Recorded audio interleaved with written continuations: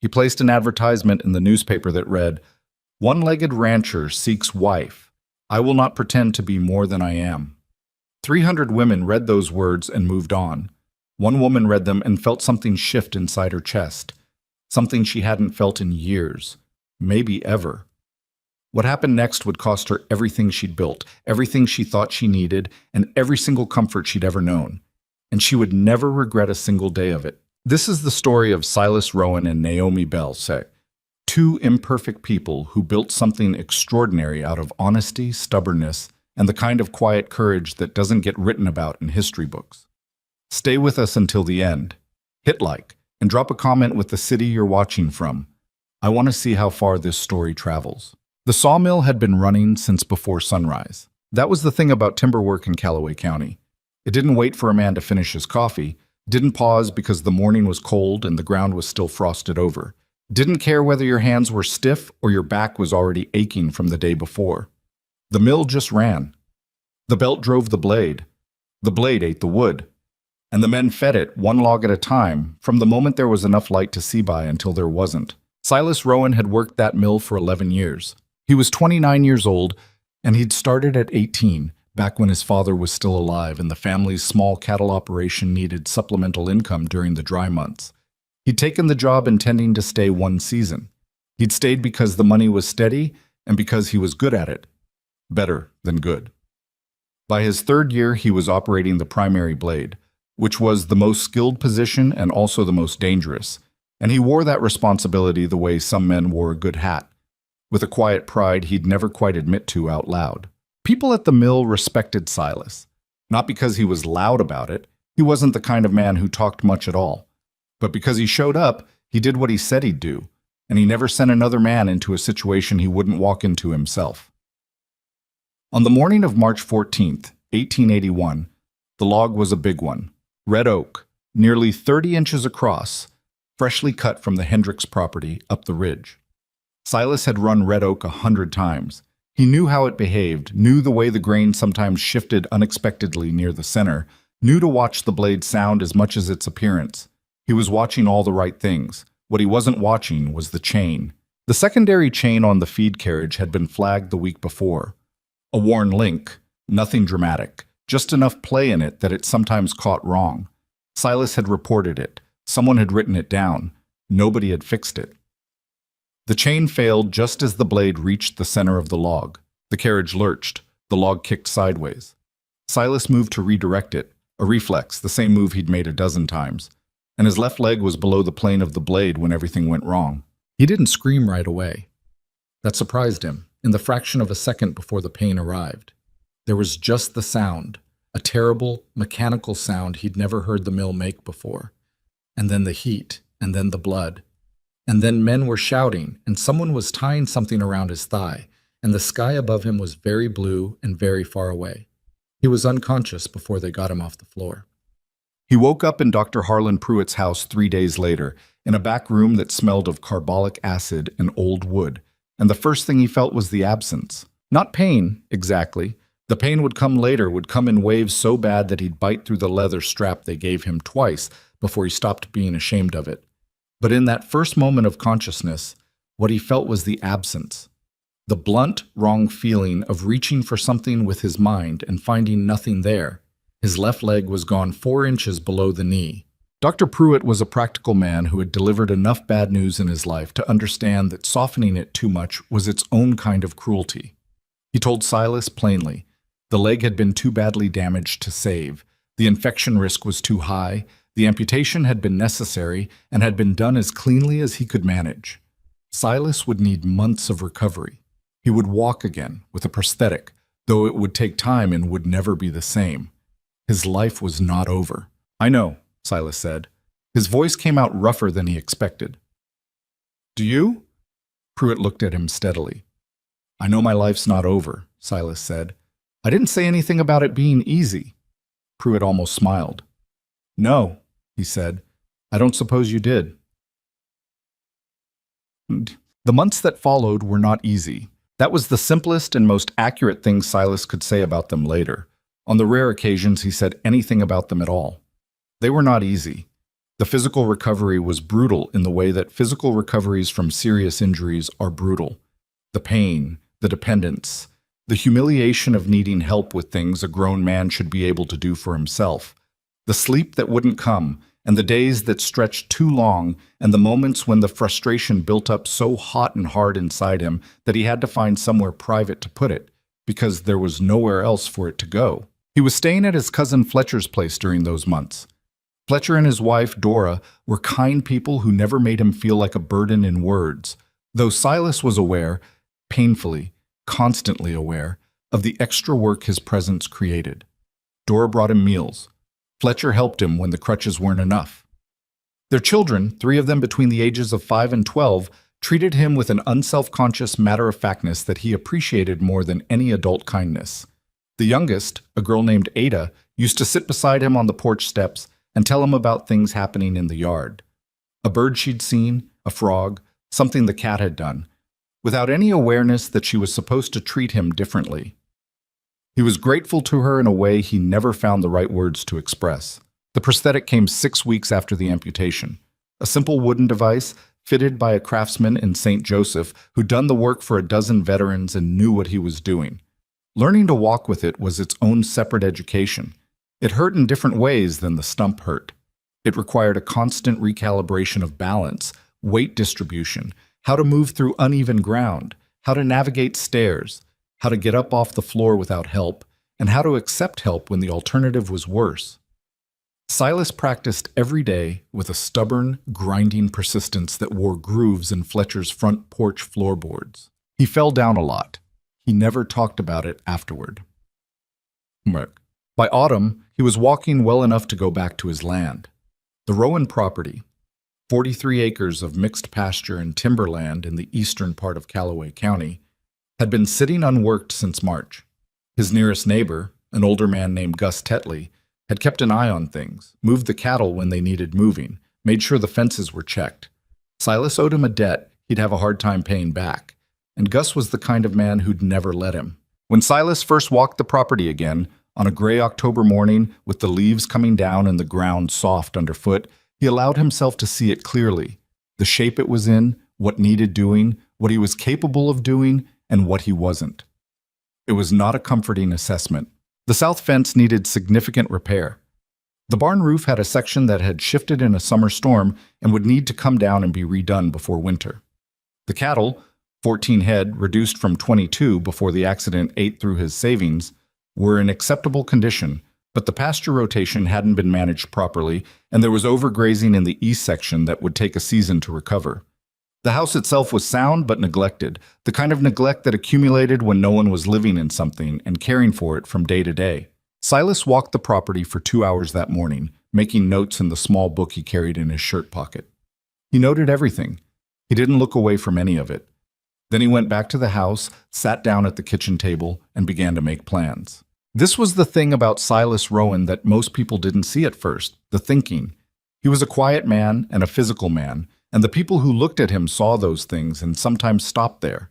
But underneath the quiet was a mind that worked constantly, that turned problems over and looked at them from different angles, that was patient enough to think a thing through fully before acting, that was genuinely interested in finding better ways to do things and willing to redesign from scratch when redesigning was what was required. The accident had forced him to redesign almost everything.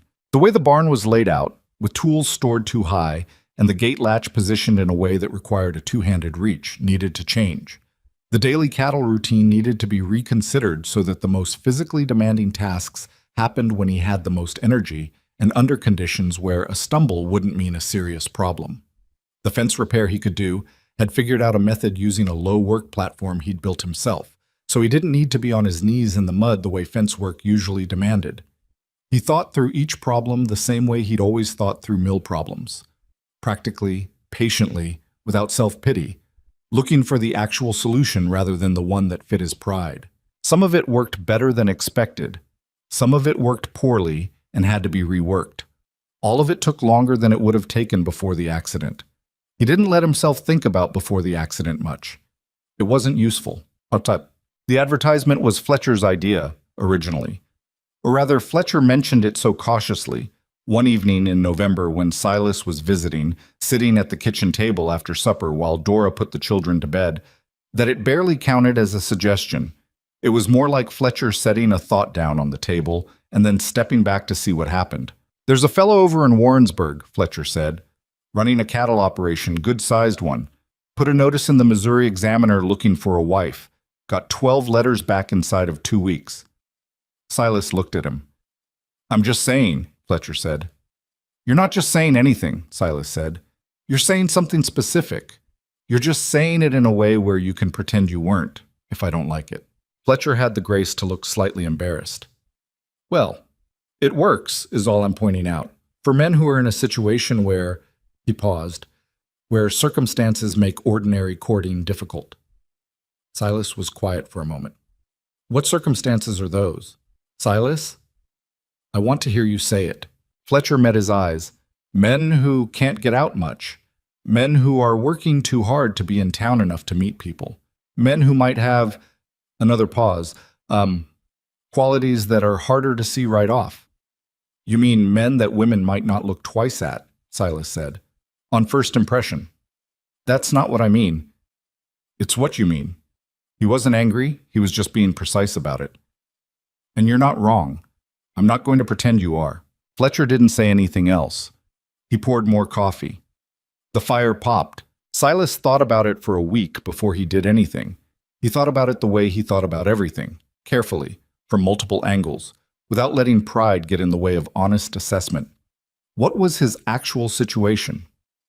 He was 30 years old. He had a working cattle operation, modest but viable. He owned his land clear. The accident had cost him savings, but not the land itself. He was capable of hard work within the parameters of his current physical reality. He could read and write well. He was not, as far as he could tell, unpleasant to spend time with.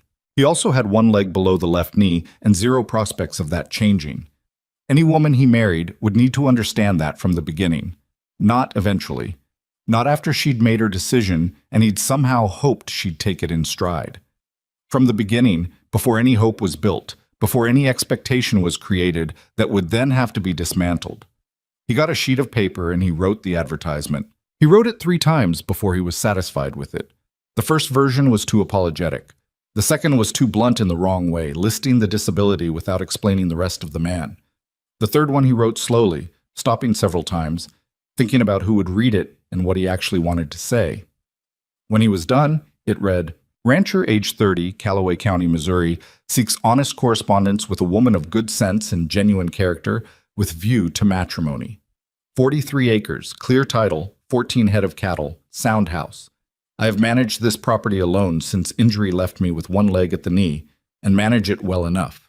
I do not hide this circumstance, as a woman who would marry me ought to know it plainly from the start. I am not a man of many words, but I am a man of my word. I believe in fair dealing and plain speaking. I have more to offer than what I lack. If any of this seems worth knowing more about, I will answer every letter I receive. S. Rowan, Callaway County, Missouri."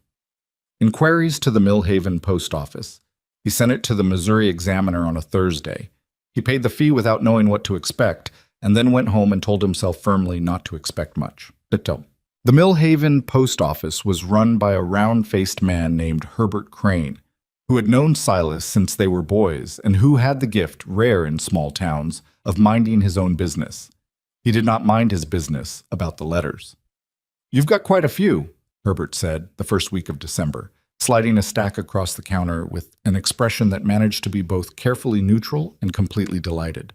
16, so far." Silas picked up the stack and looked at it. "So far." "Well, there's the mail that hasn't come in yet." Herbert leaned on the counter. "The advertisement ran again this week. Paper said to run it twice." Silas put the letters in his coat pocket. "Thanks, Herbert. Not going to count them?" "I'll count them at home." There were, in the end, over the following 3 weeks, 44 letters. Silas had not expected 44 letters. He'd expected perhaps 5, perhaps none. 44 was, he didn't have a word for what it was. Surprising, certainly, but also as he sat at his kitchen table on a cold December evening, sorting through them by firelight, something that felt closer to the opposite of comforting. Because most of them weren't what he'd asked for. He read each one carefully. Some were clearly written by women who hadn't read his advertisement fully, or who had read it and somehow filtered out the part about his leg.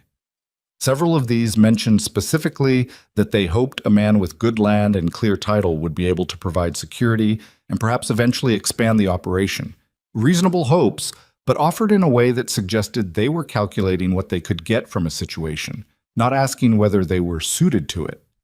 Some were too flowery in ways that felt dishonest, full of phrases about simple pleasures and open skies and the beauty of nature that had the quality of things written to appeal rather than to inform. A few were angry. One woman wrote at some length about how she felt deceived by the advertisement, that a man who put his disability in print was clearly seeking sympathy rather than a real partner. Silas read that one twice. He didn't think she was entirely wrong that his advertisement was unusual. He wasn't sure she'd understood why. There were maybe 8 or 9 letters that were genuine. He could feel the difference, even through paper and ink, between a person who was presenting a curated version of themselves and a person who was actually trying to communicate honestly. One was from a widow in Springfield with 3 children who wrote plainly about her situation and her needs. He respected the letter, though she wasn't right for his circumstances. One was from a young woman in Kansas City who seemed intelligent but who admitted, and he respected the admission, that she was uncertain she had the constitution for frontier ranch life, having lived her whole life in a city. He set those aside in a separate pile. He almost missed Naomi Bell's letter entirely. It was near the bottom of the stack, in an envelope that was plain and slightly water-spotted at one corner from being in transit, and it was not long. Most of the letters ran to 3 or 4 pages. Naomi's was 1 page, written in a clear, undecorated hand.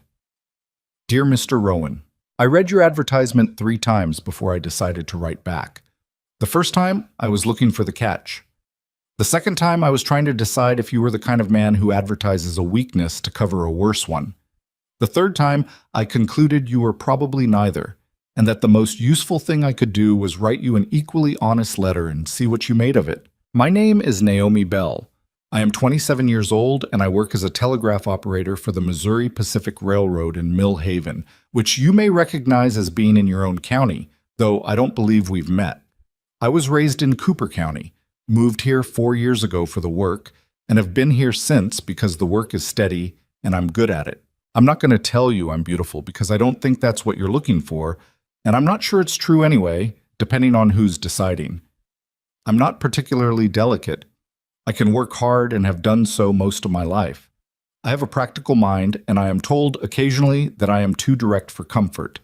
I consider this a mixed review. You said you believe in fair dealing and plain speaking. So do I. You said a woman who would marry you ought to know about your leg plainly from the start. I think a man who would marry me ought to know that I don't intend to become a person. I'm not just because I've changed addresses, and that if I am going to invest in a life somewhere, I intend to invest fully and have some say in how it's built. I don't know if any of that is what you're looking for. If it is, I'll answer whatever you want to ask. Naomi Bell. Telegraph Office, Mill Haven Station. Silas read this letter once. Then he set it down, went to the stove, poured himself coffee he didn't particularly need, came back to the table, and read it again. He sat with it for a while. There was something in the letter that he found difficult to name precisely. Not warmth exactly, though there was some warmth in it. Not impressiveness, though she was clearly intelligent. It was more like the feeling of a door that, when you opened it, led to a room that was actually the size it appeared to be from the outside. No hidden compartments, no false walls, just the actual room. He pulled a sheet of paper toward him and uncapped his pen.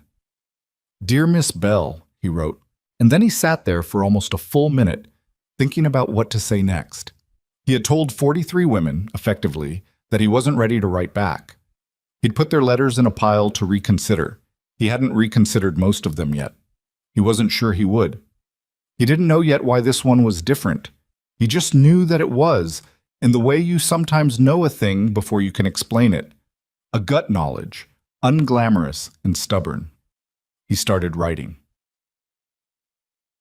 The letter he sent Naomi Bell was 4 pages long, which surprised him as he was writing it. He'd set out to write perhaps a page, an acknowledgement of her letter, a few pieces of practical information, a question or two.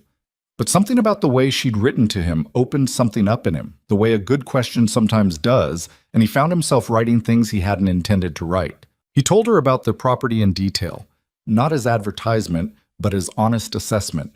The south fence that still needed work, the barn roof situation, the overgrazing problem, and his plan for rotating the pastures through the next 2 seasons.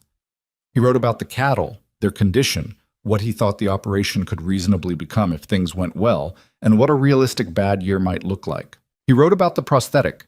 He hadn't written about it in the advertisement, had only referred to it obliquely, and he found now that he wanted to be clear about what daily life with it was actually like.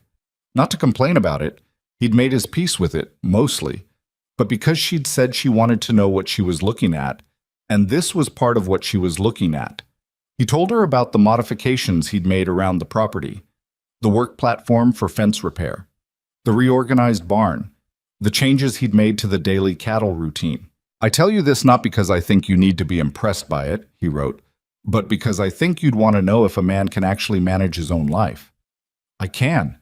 It looks different than it used to look. It's mine. He asked her about the telegraph work. He was genuinely curious. The technology interested him, the mechanics of it, how it actually functioned day to day, what she did and what she knew from doing it. He asked what it was like to be one of the only women doing that work. He asked whether she liked Millhaven or whether she was indifferent to it. He asked, near the end, whether she'd meant it when she said she'd answer whatever he wanted to ask, because he had a number of things he was curious about, and he wanted to know if that was a general statement or a specific one. He read it over once when he was done, fixed 2 spelling errors, and sealed it before he could change his mind. Naomi Bell received his letter on a Tuesday morning in the brief interval between the 8:15 southbound freight and the 9 o'clock passenger train. She read it standing at the telegraph counter, which was mildly unprofessional of her and which she didn't particularly care about.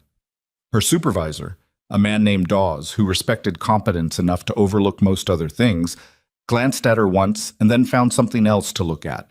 She read it through once quickly to get the shape of it. Then she read it again slowly.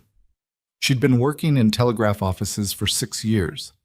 6 years of receiving and transmitting other people's communications, their business dealings, their emergencies, their love notes, their grief. She'd developed, without intending to, a fairly accurate sense of when language was doing the work it was supposed to do and when it was being used to create a different impression than reality. The first was surprisingly rare. The second was extremely common. Silas Rowan's letter was doing the work it was supposed to do. She noticed specific things. He'd described his property's problems as clearly as its assets. He hadn't performed humility about the prosthetic, hadn't said despite my terrible misfortune or anything like that, but he also hadn't minimized it. He described it the way you described a feature of a landscape. This is here, this is what it means, this is what I've done with it. He'd asked her questions that were actually about her, not questions that were excuses to talk about himself and answer. The question at the end, whether she'd meant it when she said she'd answer whatever he wanted to ask, made her put the letter down and look at the wall for a moment. She had meant it. She had said it somewhat boldly in her letter, the way she sometimes said things, with more confidence in the moment than she necessarily felt when she looked at the statement afterward.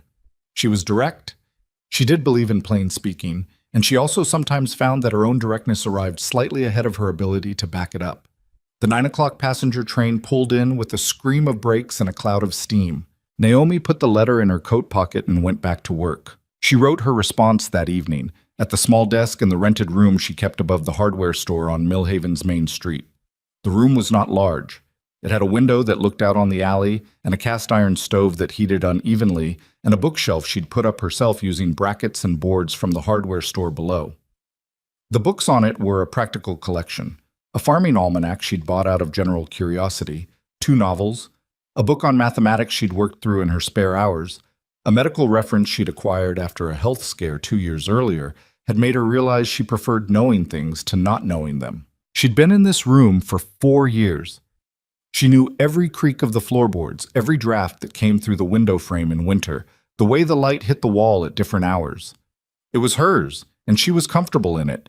And she was also, if she was being honest with herself, and she was almost always being honest with herself, aware that comfortable had become a synonym for stuck. She wasn't unhappy. That was important to be clear about. She didn't feel trapped or desperate. She felt, more precisely, like she was waiting for something she couldn't quite name, in a place that had been right for a season and had now been the same season for too long. She picked up her pen. Dear Mr. Rowan. Yes, I meant it. She paused. Then she kept going. To your question about the telegraph work, it is precise and it is fast, and it requires a quality of attention that most people underestimate. You're managing multiple streams of information at once, maintaining accuracy under time pressure, and doing it all in a language that is not natural language but a translation of it. I find I am good at this.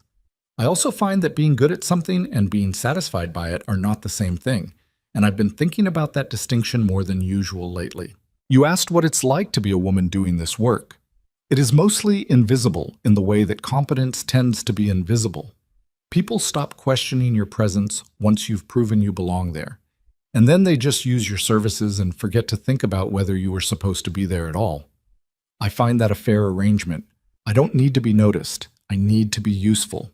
To your question about Millhaven, I don't dislike it. It's a decent town with decent people and nothing in particular wrong with it. I think you understand what I mean when I say that's not entirely a compliment. I want to ask you something directly, because you seem to be someone who prefers things directly. When you wrote your advertisement, were you expecting anyone to answer it? I mean, genuinely expecting. Not hoping, not theoretically imagining, but expecting in the way you expect rain when the clouds are that color? I ask because the advertisement reads like a man who wanted to be honest more than he expected to be answered. N. Bell. She folded the letter, sealed it, addressed it to S. Rowan at the Millhaven post office. She'd noted, reading his letter, that he picked up mail there, and set it on the corner of the desk to mail in the morning. Then she sat for a while in the uneven warmth of the stove, thinking about a question she hadn't asked. What would it mean to say yes to something that big? She didn't have an answer, but she was, for the first time in a long time, genuinely curious to find out. The correspondence continued through December and into January. Letters went back and forth with a regularity that became, without either of them quite deciding it, a kind of schedule. Silas wrote on Sunday evenings. Naomi wrote on Wednesday nights and sometimes Thursday mornings if the Wednesday letter ran long. The Millhaven post office became a relay point, which had the mildly absurd quality of two people who lived perhaps 8 miles apart, communicating as though they were in different states. Herbert Crane noticed this and did not say anything about it, which was to his considerable credit. The letters got longer. Silas answered Naomi's question about the advertisement. Yes, he told her. She was right that he hadn't really expected an answer. He'd expected to fail quietly and then figure out something else, though he wasn't sure what. He told her about the weeks of thinking before he'd written it, the 3 drafts, the particular difficulty of finding words that were honest without being either apologetic or aggressive about it. I've noticed I have a tendency, he wrote, to solve problems by going directly at them instead of around. The advertisement was that.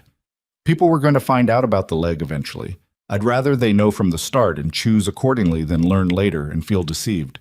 A woman who married me not knowing would have cause to feel deceived. I didn't want to give anyone that cause. Naomi wrote back, "That is the most sensible approach to your own vulnerability I have ever heard a man take. Most men I've known treat vulnerability the way they treat a loose floorboard. They know it's there, they know someone could fall through it, and they just walk around it and hope no one notices." He wrote back, "That's a fine image. Mind if I keep it?" She wrote back, "It's yours." They talked about practical things, and they talked about less practical things. Naomi wrote at length about the mathematics of telegraph pricing and how she thought the rate structure was poorly designed and why. Silas wrote about a problem with his water supply, the layout of the creek, and the drainage in the east pasture, and how he was thinking about addressing it. He sketched a rough diagram in the margin of the letter. She wrote back with a question about the diagram that was so precisely the right engineering question that he sat with it for a moment before answering, genuinely pleased. She told him about growing up in Cooper County, 3 brothers, a father who'd been a farmer and a mother who'd been a school teacher, and the way those 2 things had given her a set of values that were sometimes in conflict with each other. The practical and the intellectual, the need to produce and the desire to understand. He told her about the accident. He hadn't intended to go into it in detail, but she asked careful questions and he found, somewhat to his surprise, that he could answer them. She didn't flinch at the details, and she didn't perform sympathy. She just asked clear questions and received his answers without editorializing. He described the failure of the chain, the moment of the injury, the weeks at Fletcher's house. He told her about Ada sitting on the porch steps talking about frogs and birds, and why that had mattered to him. She didn't treat me like a project, he wrote. That was what I couldn't stand about most of it. People wanting to help, which was kind, but help that had in it a little bit of, I don't know, relief maybe that it hadn't happened to them, or determination to make things right that had nothing to do with what I actually needed. Ada just sat there and talked about frogs. It was the most normal I felt for a long time. Naomi wrote, I think you needed someone to treat you like the same person instead of a circumstance that had happened to a person. That's a reasonable thing to need. He thought about that sentence for a while. In late January, Silas wrote the letter that changed the shape of things. He'd been thinking about it for 2 weeks, turning it over, approaching it from different angles, asking himself whether it was too soon or whether too soon was a concept that applied when two people had been writing each other letters for 6 weeks and were already talking about things that mattered. He decided too soon wasn't the issue. The issue was honesty, and if he was committed to honesty, then this was the next honest step. Miss Bell, he wrote, I'd like to ask whether you'd be willing to meet. I understand this may be premature or may not be what you had in mind. If it isn't, say so, and I won't raise it again. But I find I'm running up against the limits of what letters can tell a person, and I think you might be too. There are things about how a person actually is, the way they move through a day, the way they respond to things going wrong, the way they talk to a horse or a dog or a stranger they don't particularly like, that letters can't contain. I'd like to know those things, and I think you'd want to know them too. I'm not proposing anything. I'm proposing a meeting in a public place at a time that's convenient so that we can establish whether what's been true on paper is true in person. That's all. If you say yes, I would suggest the Millhaven Hotel dining room, a Saturday morning, as it's public enough to be appropriate and quiet enough to actually have a conversation. I will leave the date to you. He sealed the letter, mailed it, and told himself to think about something else. He was not able to think about something else.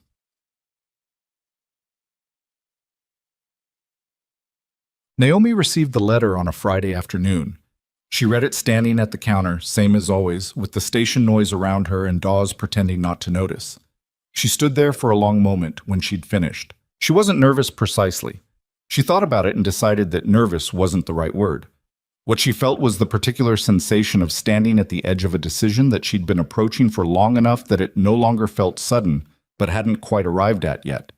The awareness that the next thing she did would be a different kind of thing than the thing she'd been doing. She folded the letter. She thought about the room above the hardware store and its uneven stove and its adequate window and its 4 years of comfortable sameness. She went to the back room where the stationery was kept, found a sheet of paper, and wrote, Mr. Rowan, Saturday, February the 12th, 9 in the morning. I'll be at the corner table because I prefer to have my back to the wall and see the door. I expect that will make sense to you. N. Bell, she sealed it and handed it to the outgoing mail herself. Then she went back to the counter and worked the rest of her shift, transmitting other people's messages over copper wire stretched across a winter landscape, thinking about a corner table and a 9 o'clock morning, and the man who'd had enough honesty, or enough stubbornness, or both, to send that advertisement in the first place. February 12th was cold. Silas was up before the sun, which was not unusual. He fed the cattle, checked the water, walked the fence line in the gray pre-dawn light. He worked for 3 hours before he went inside to wash up and change his shirt, and do the thing he had very deliberately not been thinking about for the past 10 days. He arrived at the Millhaven Hotel at 8:53, which was earlier than he'd intended, and which he acknowledged to himself was a sign of something, without examining what. The dining room was mostly empty at that hour. A traveling salesman in one corner, a table of older men with coffee, the smell of biscuits from the kitchen. Silas scanned the room and saw her immediately. Corner table. Back to the wall. She was watching the door. She was maybe 30, dark-haired, with a face that was more interesting than conventionally pretty. A strong jaw, clear eyes, a directness in her expression that matched the letters completely. She was wearing a gray wool jacket that was practical rather than decorative, and she had her hands wrapped around a coffee cup. She didn't wave or smile when she saw him. She just looked at him with the same clear attention she'd probably given the letters. He crossed the dining room. He was aware, as he always was in new spaces, of navigating the leg, the particular gait it produced, the slight unevenness on the wooden floor, and he didn't look down at his feet, and he didn't try to minimize it. He walked across to the corner table the way he walked across his own pasture, straightforwardly. He pulled out the chair across from her and sat down. "Miss Bell?" he said. "Mr. Rowan," she said. A beat. "You're earlier than 9, she observed. "You're earlier than 9. I like to see the door," she said. "I know, you said." She almost smiled. Not quite. "So did you," she said. "The letter." He nodded. "I wanted to be here first. Then I thought that was something to examine." "Yes." She looked at him directly. He looked back. Neither of them looked away. "All right," she said. "That's the first minute. What do we do with the rest of the hour?" Silas picked up the menu.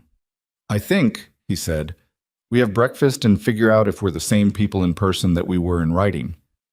And if we're not?" He set the menu down, looked at her. "Then we find out what the difference is and whether it matters."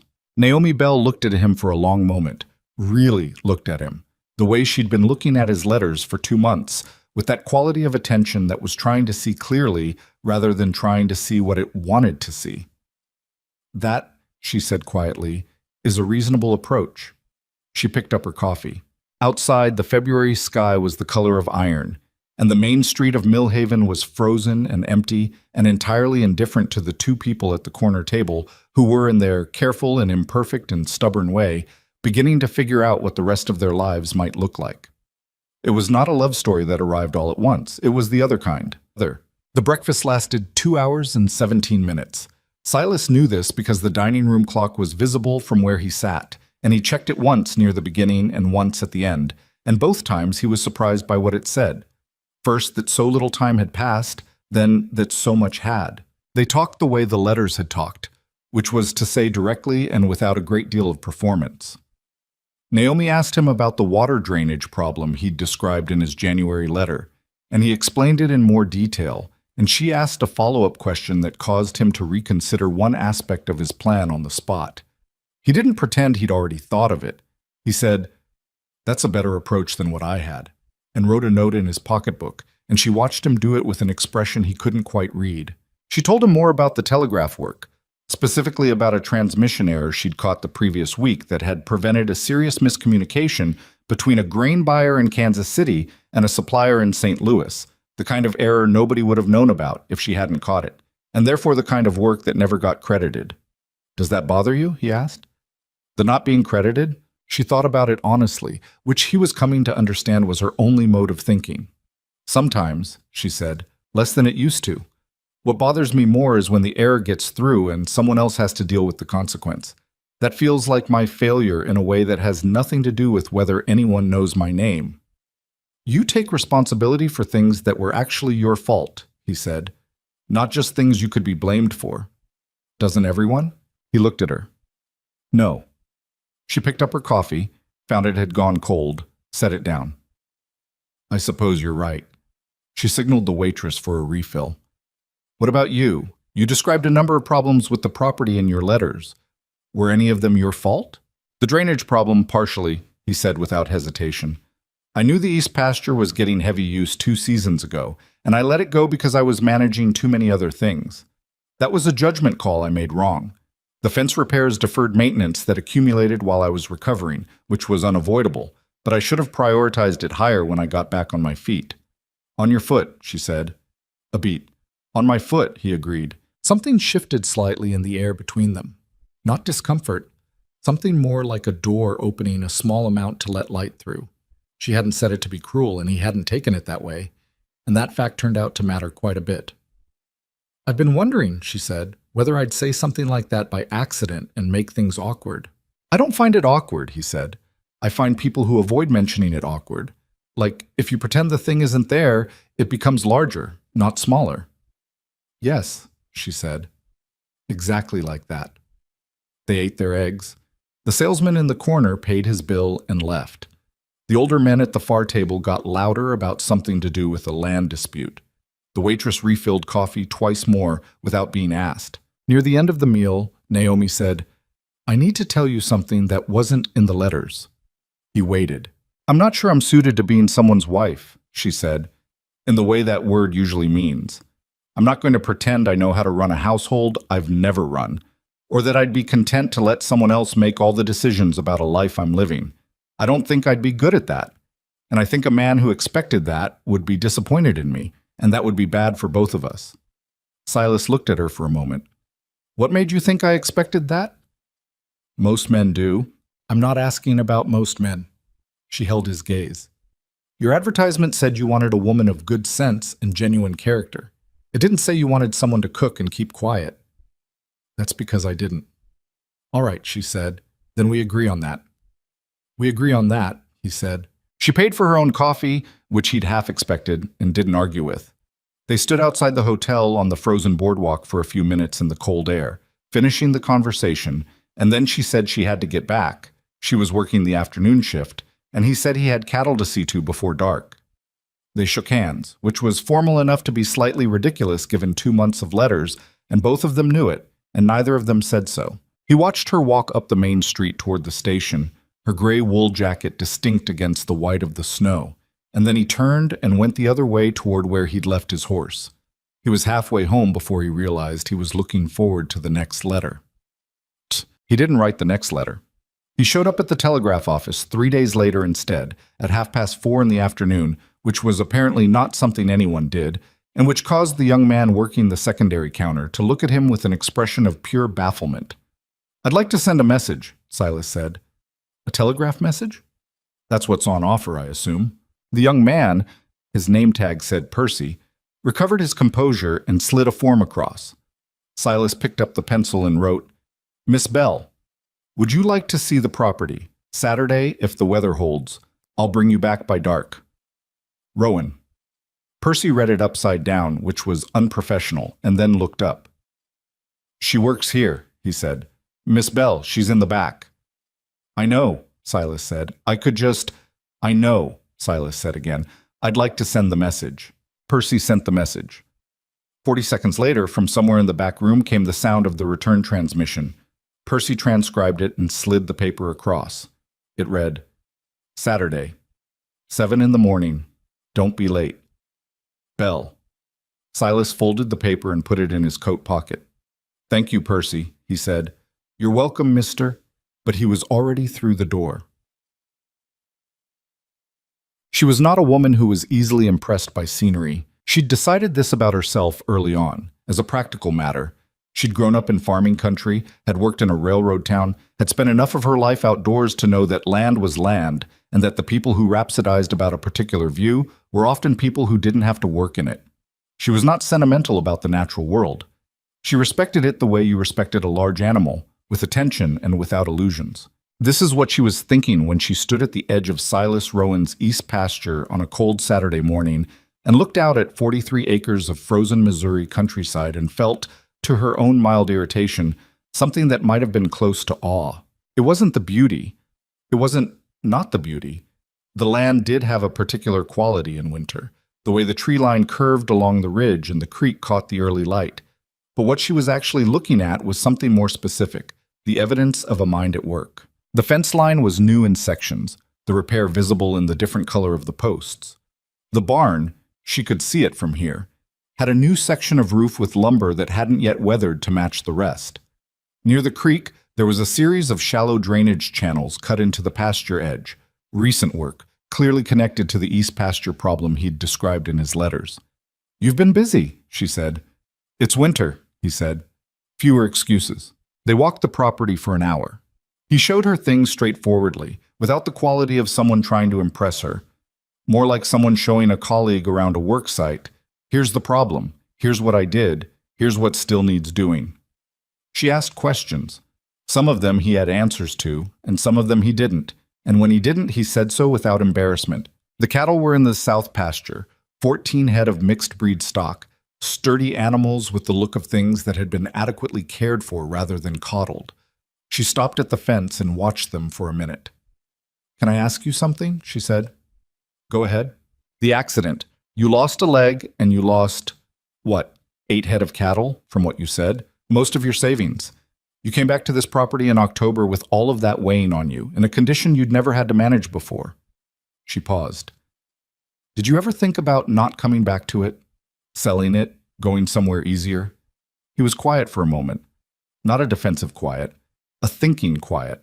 "I thought about it," he said, "for about a week while I was still at Fletcher's.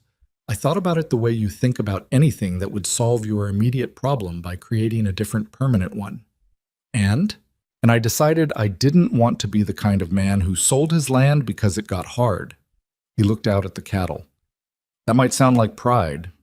It might be. But I think it was more that I'd already lost something I couldn't get back. I didn't want to give away anything else on top of it." She nodded slowly. She understood that. She understood it in a way that was personal enough that she didn't say so out loud.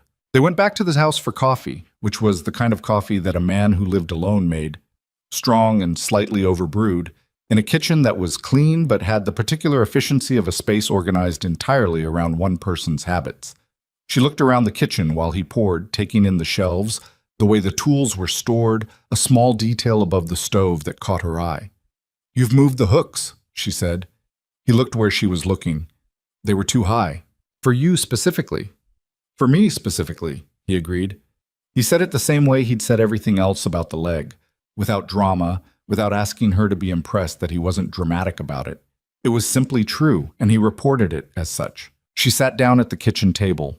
It was a solid table, worn smooth at the edges, pushed slightly to one side from the center of the room. She noticed that the positioning put it closer to the stove without being in the way of the door. Another small, practical adjustment. "You've redesigned everything," she said. "Not everything. Most things. By yourself. I had time over the winter." She wrapped her hands around the coffee mug. Still the same gesture as the dining room, she noticed. The automatic habit of warming her hands. She looked at him across the table. "I'm trying to understand something," she said, "and I want to ask it directly." "That's the only way you ask anything," he said, with the closest thing to humor she'd seen from him. "When you placed that advertisement," she said, "and I mean the actual moment of placing it, what did you think was going to happen to you? Not the property, not the practical situation. You, personally." He looked at her steadily. "I thought I was probably going to spend the rest of my life alone," he said. "And I decided that if that was going to be true, it was going to be true because no woman could see past the leg after honest presentation of the facts, not because I'd hidden it and given someone a reason to leave later. So it was partly protection," she said. "The honesty, protection for yourself." "Yes." He didn't look away. "I don't think that makes it less honest." "No," she said. "I don't think it does either." She drank her coffee. The kitchen was quiet except for the sound of the stove and the occasional distant sound of cattle from the south pasture. "I think," she said carefully, "that I am probably going to say yes. If you ask me.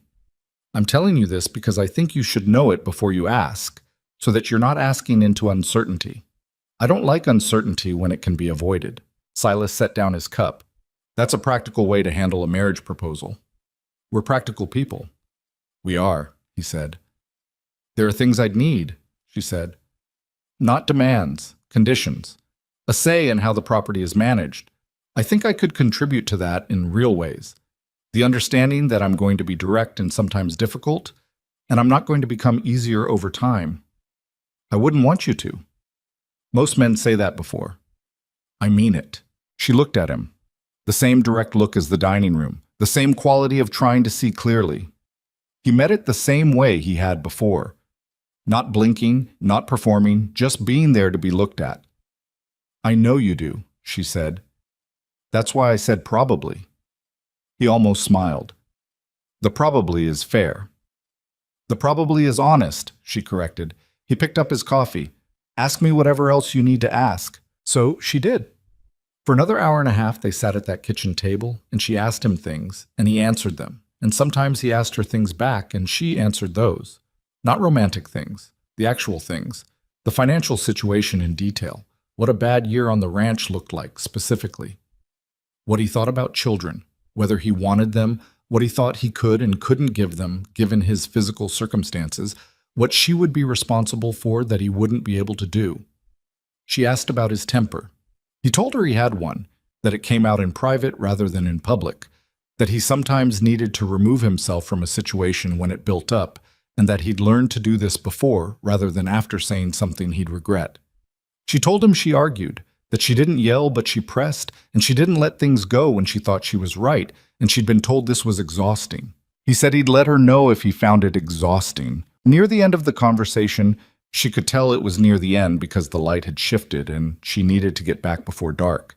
She said, "I need you to know something about why I'm considering this." He waited. "I'm not desperate," she said. "I want to be clear about that. I have work. I have income.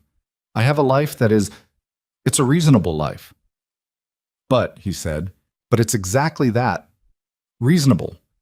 I'm 27 years old and I'm good at a job that other people find impressive and that I find increasingly thin." She paused, finding the words. "And I read your advertisement and there was something in it, not romance, I'm not talking about romance, something that felt like the opposite of thin, like a man who was living in the actual weight of his life rather than the surface of it." She stopped. "That probably sounds strange." "It doesn't," he said quietly. "I want a life that has some weight to it," she said. "I think this one might." He was quiet for a moment, then, "It has weight," he said. "I can promise you that much." She nodded. She picked up her coat from the chair where she'd draped it. "Saturday after next," she said. "I'll give you my answer then." "Where?" he said.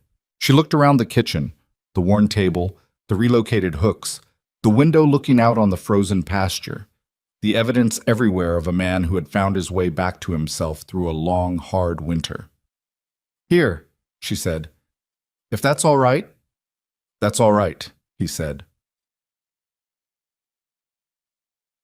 She told no one she was considering it. This was not dishonesty, she decided. It was privacy, which was different. She wasn't hiding it out of shame. She was keeping it close while it was still forming, the way you covered seeds after planting because the cold could kill a thing that hadn't rooted yet. She thought about it during her shifts, transmitting cotton prices and grain reports and weather advisories across the wire, her hands doing the familiar work while her mind turned the question over. She thought about the kitchen table and the relocated hooks. She thought about the way he'd said, "I don't want to be the kind of man who sold his land because it got hard," and the very specific quality of that stubbornness, not brittle, not defensive, but load-bearing. The kind of stubbornness that built things, rather than just refused them. She thought about her mother, who had been a school teacher and a farmer's wife, and who had once told her, in one of those conversations that stay with you without either person knowing they will, that the secret to a working marriage was not compatibility. Plenty of compatible people are miserable together, but complementarity. Two people whose particular strengths covered each other's particular gaps. You want someone whose weaknesses you can carry, her mother had said, and who can carry yours. That's not romance. That's architecture. She thought about what Silas Rowan's weaknesses were, and what she could do with them, and what her own were, and what he might do with them.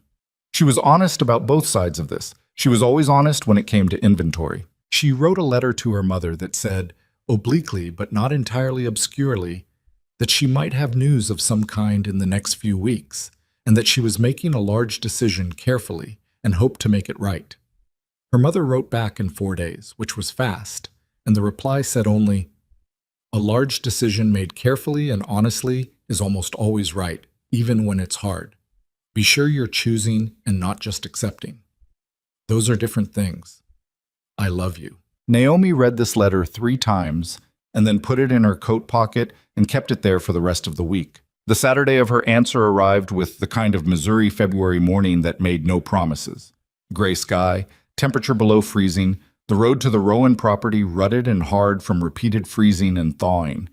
She'd borrowed a horse from the livery, an older bay mare named something she'd already forgotten, and she rode the 8 miles out with her chin down and her mind mostly quiet, which was unusual for her and which she took as some kind of signal, though of what she wasn't sure. Silas was in the barn when she arrived, which she'd half expected. She put the mare in the adjacent stall and came in through the side door without announcement. He heard her and looked up from what he was doing. repairing a harness, the pieces spread on a low wooden bench that she now recognized as one of his adaptations. And he didn't say anything, just looked at her with that particular steady attention of his. "I've been thinking about it for 2 weeks," she said. "I know," he said. "That was the idea." "I have a condition I didn't mention the last time." He set down the harness piece. "Tell me." "If this doesn't work," she said, "I want us to be able to say so. Not immediately. I'm not a person who gives up quickly, and I don't imagine you are either. But I don't want to be trapped by the fact of a marriage into staying in something that's made both of us worse. I want us to be the kind of people who can be honest about that, if it comes to it, and figure out what's right rather than just what's expected." He was quiet for a moment. "You're asking me to agree that we might fail. I'm asking you to agree that we'd be honest about it if we did." "I can agree to that," he said. "I'd rather not fail." "I'd rather not fail either," she said. "That's not what I'm saying." "I know what you're saying." She looked at him. He looked at her.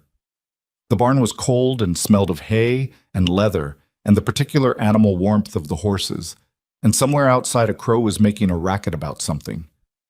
"Yes," she said. "My answer is yes." He nodded, slowly, like a man absorbing information he'd already been halfway expecting, but that felt different arrived than anticipated. "All right," he said. "That's it?" she said. "All right? What would you prefer?" She almost laughed. Almost, not quite. "I don't know. Something." He picked up the harness piece again. Set it down. Picked it up again. Then he said, "I've been sitting here for 2 weeks trying not to think about this because I'm not good at waiting for things I can't control. And I mostly managed it, except for the part where I replaced every worn piece of harness in this barn because I needed to do something with my hands." She looked around the barn. There were, she noticed, a significant number of very recently repaired harness pieces on various hooks. "That's a lot of harness," she said. "It's a yes," he said. He stopped. Started again. "I'm glad," he said finally. "That's the word for it. I'm glad." It wasn't poetry. He was not a man who was going to produce poetry. It was exactly right. She nodded once and said, "Good." And then she reached out and picked up the end of the harness he was working on and said, "Show me how you're fixing this." And he looked at her for a second like he wasn't entirely sure this was real, and then he moved over on the bench to make room, and he showed her. They were married 6 weeks later, on a Thursday morning in March, in the county clerk's office in Mill Haven, with Fletcher and Dora as witnesses, and Herbert Crane inexplicably present, though no one had specifically invited him, and he claimed afterward to have simply been there on other business. The ceremony was short. The paperwork was longer than the ceremony. Naomi's ring was a plain band that had been her grandmother's, which she'd been carrying in the bottom of a trunk for 4 years. Not for this purpose specifically, but because she hadn't been able to bring herself to sell it. When she put it on her finger in the clerk's office, Dora cried a little, which Naomi hadn't expected, and which touched her in a way she didn't quite know how to show, so she just touched Dora's arm briefly and moved on. There was no honeymoon, by mutual agreement. There was too much to do. She moved to the ranch on a Saturday with everything she owned in 2 trunks and a crate, which was not much, and which she was neither embarrassed nor proud of. It was simply accurate. She'd brought her books, her practical tools, the winter clothes her mother had made her, a good knife her father had given her when she left Cooper County, and the letter from her mother that was still in her coat pocket. The room above the hardware store had been returned to its landlord with a month's extra rent, as she'd given too little notice. This had annoyed her mildly. She let it go. The ranch house was larger than her room, and smaller than she'd expected from his description. It had 3 rooms: the kitchen, a main room that served as sitting room and workspace, and the bedroom, with a lean-to addition on the back that functioned as storage and laundry and whatever else needed containing. The furniture was spare and functional. The kitchen was clean. The main room had a desk that was clearly where he did his bookkeeping, the surface covered with the specific kind of organized chaos that belonged to someone who knew exactly where everything was and whose system would be opaque to anyone else. She stood in the doorway of the main room and looked at the desk for a moment. "I keep the accounts there," he said from somewhere behind her. "I can see that. I'm aware that my system isn't organized in a way that would make sense to someone else." She turned around. He was standing in the kitchen doorway, watching her look at his house with that particular expression. Not anxious exactly, but careful. The expression of a man who had lived alone in a space for years and was now aware, perhaps for the first time, of what it looked like to fresh eyes. "It's fine," she said. "I'm not going to rearrange your desk on the first day." "I didn't think you would." "The second day, though," she said, "is negotiable." He looked at her. The corner of his mouth moved. "The bookkeeping could probably use fresh eyes," he said. She nodded.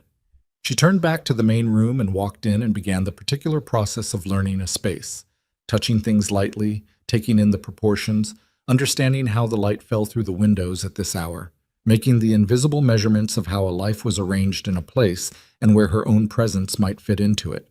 Outside, the March wind was working at the gaps in the lean-to. In the south pasture, the cattle were exactly where they'd been every time she'd been here. The creek was running loud with snowmelt. The east pasture drainage channels he'd dug in the fall had redirected the flow exactly as he'd planned, and the ground was firm where it should be. Nothing was perfect.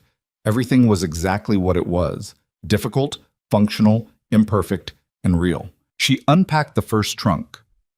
He made coffee. They ate supper in the kitchen that evening, without much ceremony, the way people eat when they're tired and have things to do, and the day has been long. And afterward she did the dishes while he checked on the cattle.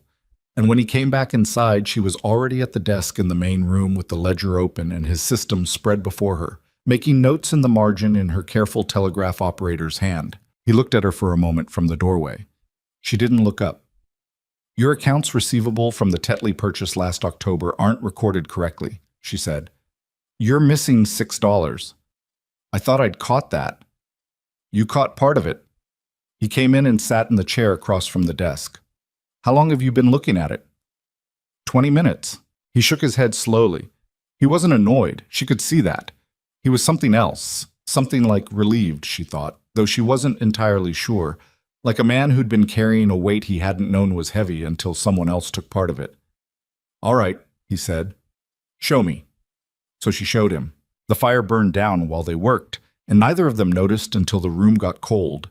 And by then they'd found 2 additional discrepancies in the winter accounts and worked out a cleaner system for tracking the cattle rotation expenses.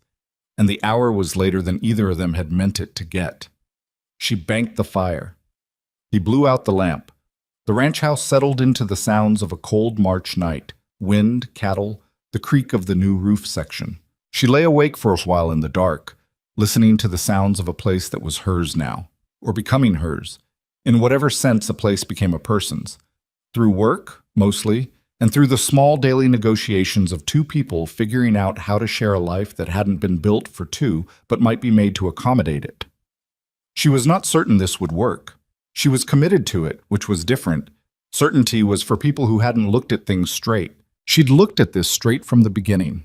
It was, she decided, enough to start with. The first real test came in April, 6 weeks after the wedding, and it arrived the way most real tests do. Not dramatically, but quietly, in the middle of an ordinary morning when both of them were doing something else. Silas was replacing a post on the south fence when he heard Naomi call from the direction of the house. Not a panic call. She wasn't a woman who panicked, but a particular quality in her voice that he'd already learned in 6 weeks to pay attention to. He came back across the pasture at the fastest pace the ground allowed him, and found her standing at the edge of the east pasture looking at something he couldn't immediately make out. "The drainage," she said, when he reached her. He looked. The channels he'd dug in the fall, the ones that had worked correctly through March's snowmelt, had shifted. 2 weeks of April rain had moved more soil than he'd accounted for, and the primary channel had developed a secondary path that was directing water not away from the pasture, but across the corner of it, toward the foundation of the old storage lean-to. He stood there for a moment, taking it in. The ground around the lean-to's northeast corner was dark and soft in a way that it shouldn't be. "How long has it been doing that?" he said. "I don't know. I noticed it this morning when I went to get the extra lamp oil." She paused. "It might have been yesterday. I should have looked more carefully." "I should have engineered it better," he said. "That's also true," she said without cruelty. "What do we do?" He walked the channel line, which took a few minutes and required him to navigate the wet ground carefully. The prosthetic and soft ground had a complicated relationship that he'd spent 2 years working out and still hadn't fully solved. She walked alongside him without commentary, watching where he stepped in the way that had nothing to do with helpfulness and everything to do with practical observation. He'd noticed early that she watched how he moved not with pity, but with the same attention she gave to everything mechanical, trying to understand how it worked so she could account for it accurately. "We need to redirect it here," he said, stopping at a point about 15 feet from where the channel had diverted. "Cut a new line north, give the water an exit before it reaches the lean-to. The soil's soft enough to do it today if we start now." "I can cut the new channel," she said. "You show me the line and I'll do the digging." He looked at her. "You don't have to—" "Silas!" Her voice wasn't sharp. It was just clear. "I'm not doing it because you can't. I'm doing it because I can, and it makes sense, and we have 3 hours before the afternoon rain comes in." "Show me the line." He showed her the line. She dug for 2 hours in the April mud with the methodical, unglamorous determination of someone who had decided to do a thing and was going to do it until it was done. She didn't sing while she worked or make conversation. She just worked, the same way she approached the ledger or the harness repair or anything else that had a practical problem at its center. At one point, she hit a section of ground that was rockier than expected and spent 20 minutes working through it with a pick, her breathing hard and her jacket dark with sweat despite the cold. She didn't complain. She noted it aloud. "More rock than you said," and kept working.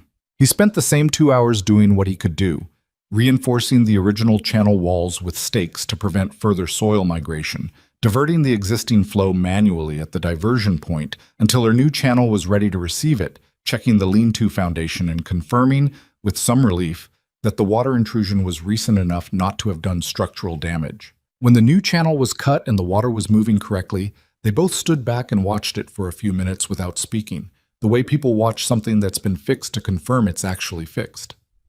"The original design had a flaw," he said finally. "The original design was correct for average rainfall," she said. "April was heavier than average. I went back and checked the county records from the Examiner, last month's coverage. This is the wettest April in 6 years." He looked at her. "When did you do that?" 2 weeks ago, when the rain was heavy. I thought we might have a drainage problem. I should have mentioned it then, and I didn't." A pause. "That was my mistake." He was quiet for a moment. "You looked up county rainfall records because you were worried about a drainage issue you'd identified 2 weeks before it became one." "I looked up rainfall records and then didn't act on what I found," she said, "which is worse, in some ways. Most people don't look at all." "I'm not most people," she said, not proudly, just accurately. He looked back at the channel. The water was moving cleanly now, directed north toward the low ground where it could drain without causing problems. In a week, if the weather held, you wouldn't be able to see the evidence of the mistake at all. "Next time you identify a problem," he said, "mention it." "Yes," she said, "I will. Even if you're not sure." "Especially if I'm not sure," she said. "I know that." They went inside. She made coffee because they both needed it. He sat down at the kitchen table, and she could see from the set of his shoulders that the leg was bothering him. The wet ground and the unusual positioning had put stress on the stump that a normal day didn't produce. She didn't ask about it directly. She'd learned that asking directly about it landed wrong, not because he was ashamed of it, but because he'd already assessed it himself and didn't need the assessment reflected back at him. What he needed was not to have to perform being fine. She put his coffee in front of him and then went to change out of her muddy clothes. And when she came back, he'd moved to the chair by the stove with his leg up on the footstool she'd quietly repositioned 3 weeks ago to be at exactly the right height, and his face had relaxed in the way it relaxed when the pain backed off a bit. "The lean-to foundation is fine," he said. "Good," she said. "We'll need to monitor the new channel through the rest of the spring. I'll add it to the weekly check." He looked at the fire. She sat down across from him with her own coffee. "You're good at this," he said. It came out slightly like an observation he hadn't intended to voice. She looked up. "At what specifically?" "At all of it," he said. "The problem solving, the work, the way you—" He stopped. "You don't treat things the way other people treat things. You don't add emotion to practical problems, but you don't take it out of things where it belongs either." She considered this. "My mother taught school," she said. She used to say there's a right tool for every job, and most people's mistake is using the wrong one. She wasn't only talking about actual tools. Smart woman. Very, she said. I didn't know how smart until I left home. There was a quiet between them, comfortable now, which was something neither of them had expected to arrive as quickly as it had. The quiet of two people who had found their particular frequency and didn't need to fill the space between them constantly. I have something to tell you, Silas said. She waited. Gus Tetley, the neighbor who looked after the cattle while I was at Fletcher's. He's been having a hard winter. He's 63 and he's been managing his property alone since his wife passed 2 years ago. His eldest son moved to Kansas City last year. He paused. His south fence is failing. I noticed it riding out last week. He's not going to be able to repair it himself, not at his age. If his cattle get into my north pasture, we'll have a grazing conflict and a disease risk. So we help him fix the fence, Naomi said. I thought you'd say that, he said. Then why were you building up to it? Because it'll take most of a Saturday, and possibly Sunday, and I didn't want to commit your weekend without asking. She looked at him. Silas, the man kept your cattle alive while you were recovering. We can spare a weekend. He nodded. I knew you'd say that too. The next time, she said, just say the thing. Gus Tetley was a narrow-shouldered man with hands that looked like they'd been carved from old wood, and when Silas and Naomi rode up to his property on the first Saturday in May, he came out of his house with an expression that mixed gratitude and pride in roughly equal parts and resulted in neither coming out cleanly. Didn't ask for help, he said. I know, Silas said, getting down from his horse. We brought lunch. Naomi handed Gus the basket she'd packed. Biscuits, salt pork, a jar of apple preserves she'd put up the previous fall from a crate she'd traded for at the Millhaven market. He looked at it for a moment, then at her, then at Silas. Your wife, he said. Not a question. Naomi, Silas said. I know her name. I read the announcement. He looked at her with the particular scrutiny of an old man who has lived long enough that manners are a choice rather than a reflex. Telegraph girl. Former telegraph operator, she said pleasantly. Current rancher's wife. How's that treating you? Ask me in a year, she said. So far I'm enjoying the outdoor work. He looked at her for another second, then something in his face settled. He turned back to Silas. South fence, he said. Come on then. They worked on Gus Tetley's fence for 11 hours across 2 days, and in that time Naomi learned 2 things. The first was that Gus knew more about the history of this particular stretch of Callaway County land than any book or record she was likely to find. He'd been here 40 years and had the particular dense local knowledge of a man who'd watched things grow and fail and grow again and hadn't looked away from any of it. She asked him questions while they worked, and he answered them in the brief, precise way of someone who respected effort enough to reward it with information. The second thing she learned was how people in this community saw Silas. Gus talked about him the way you talk about someone you've had the opportunity to observe over years, without either of them knowing they were being observed. He mentioned the way Silas had managed his grief after the accident. He went quiet, not dark, and the way he'd come back to the property and rebuilt it methodically, and the way he'd earned, over time, a certain quiet respect from the surrounding farms, even as they'd wondered, privately, whether he'd make it. Gus said this plainly, without apology. People wondered. I didn't. She asked why not, and Gus picked up another post and said, A man who doesn't lie to himself about his situation is the most dangerous kind of man there is. Dangerous to every problem he comes across. She thought about this for a long time. What she heard underneath it was that the community had been watching Silas the way people watch a thing they're not sure will survive, with concern that had a kind of remove in it, the remove of people who didn't want to be too invested in case it went wrong. And she understood for the first time with any clarity that her presence on the ranch was not just a personal matter. It was a piece of evidence in a case that had been building for 2 years. If they failed, it would confirm what people had quietly feared. If they made it, it would shift something. She wasn't certain what, but she was beginning to understand that it would. On the ride home Sunday evening, with the fences repaired and Gus Tetley's handshake still feeling like something from a previous century in its formality, she told Silas what she'd been thinking. He was quiet for a moment, which was his way of actually considering something rather than preparing his response while she was still talking. "You're right," he said. "I know they watch." "Does it bother you?" "It used to," he said. "Less now." "Because of me," she said. "Not fishing for something, just being accurate." He thought about it honestly. "Partly," he said. "Mostly because I've been at it long enough that the outcome is looking more certain. Doesn't change what I'd have done either way." "But it's easier when someone else can see it too," she said. He looked at her sideways. "Yes," he said. "That's true." The summer was the hardest thing Naomi had encountered since she'd arrived, and she had the particular frustration of knowing that she'd intellectually understood it would be hard before it happened, and that this hadn't made it much easier. The physical labor was relentless in a way that had no comparison to anything in her previous life. Telegraph work was demanding in its precision and speed, but it was the work of fingers and mind.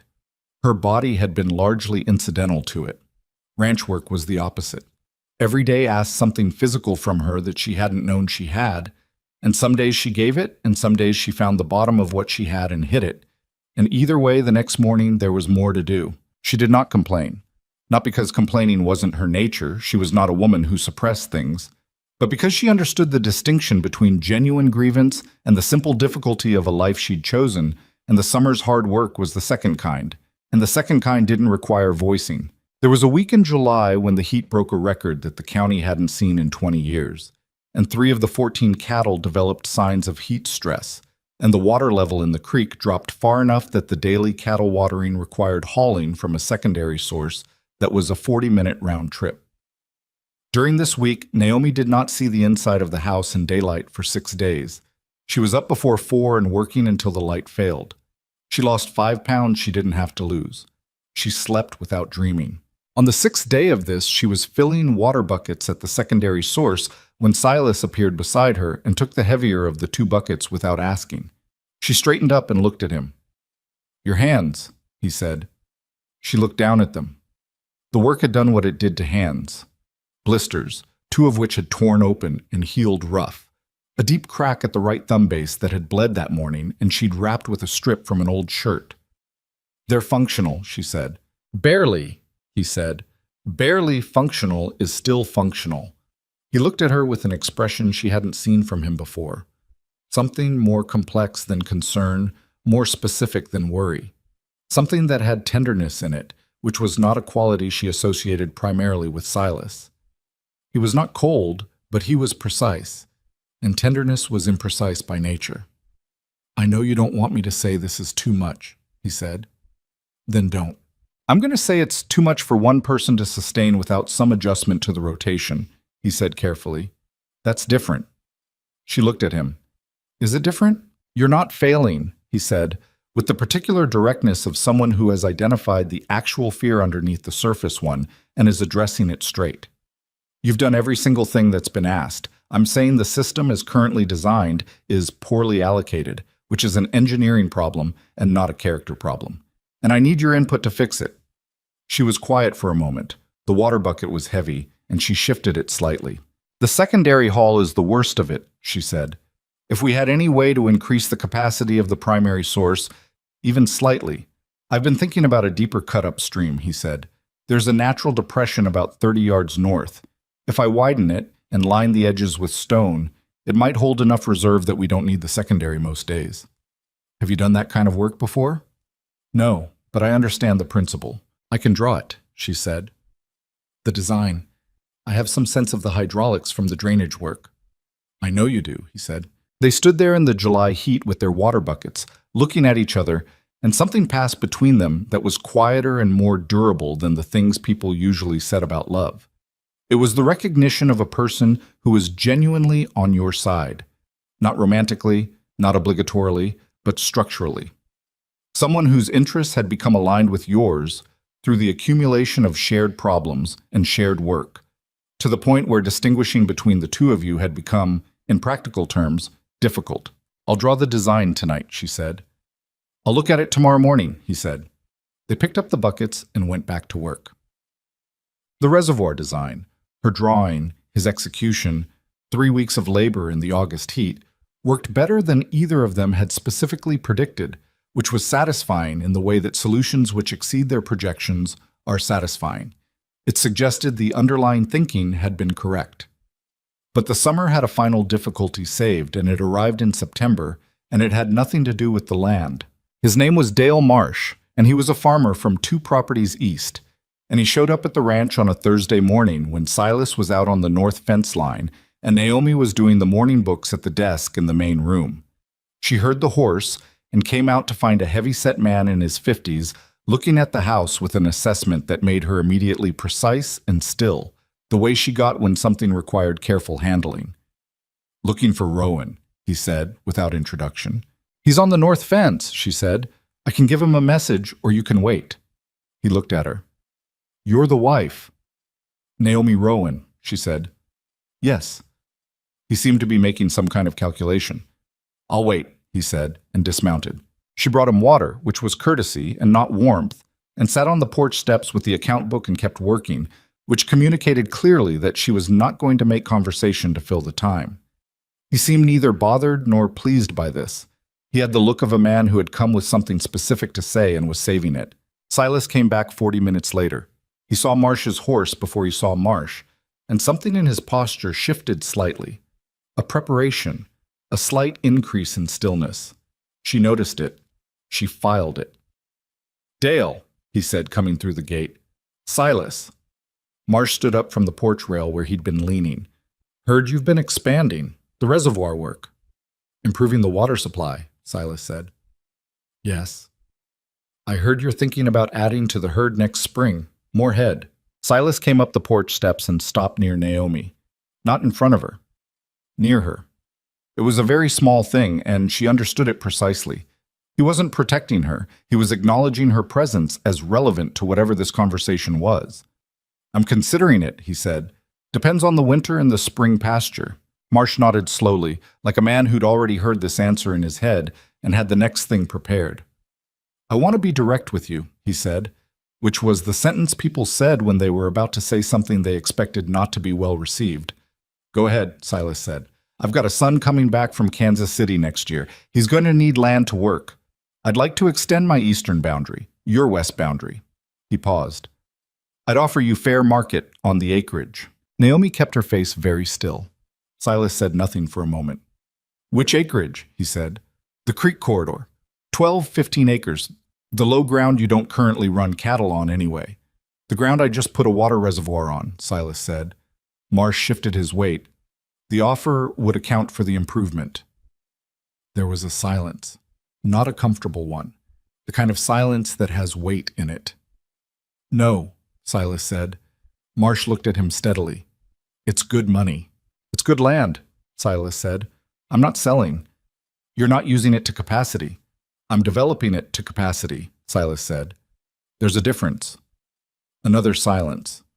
Marsh's expression had the particular quality of a man who'd expected resistance, but was finding it in a different texture than he'd prepared for.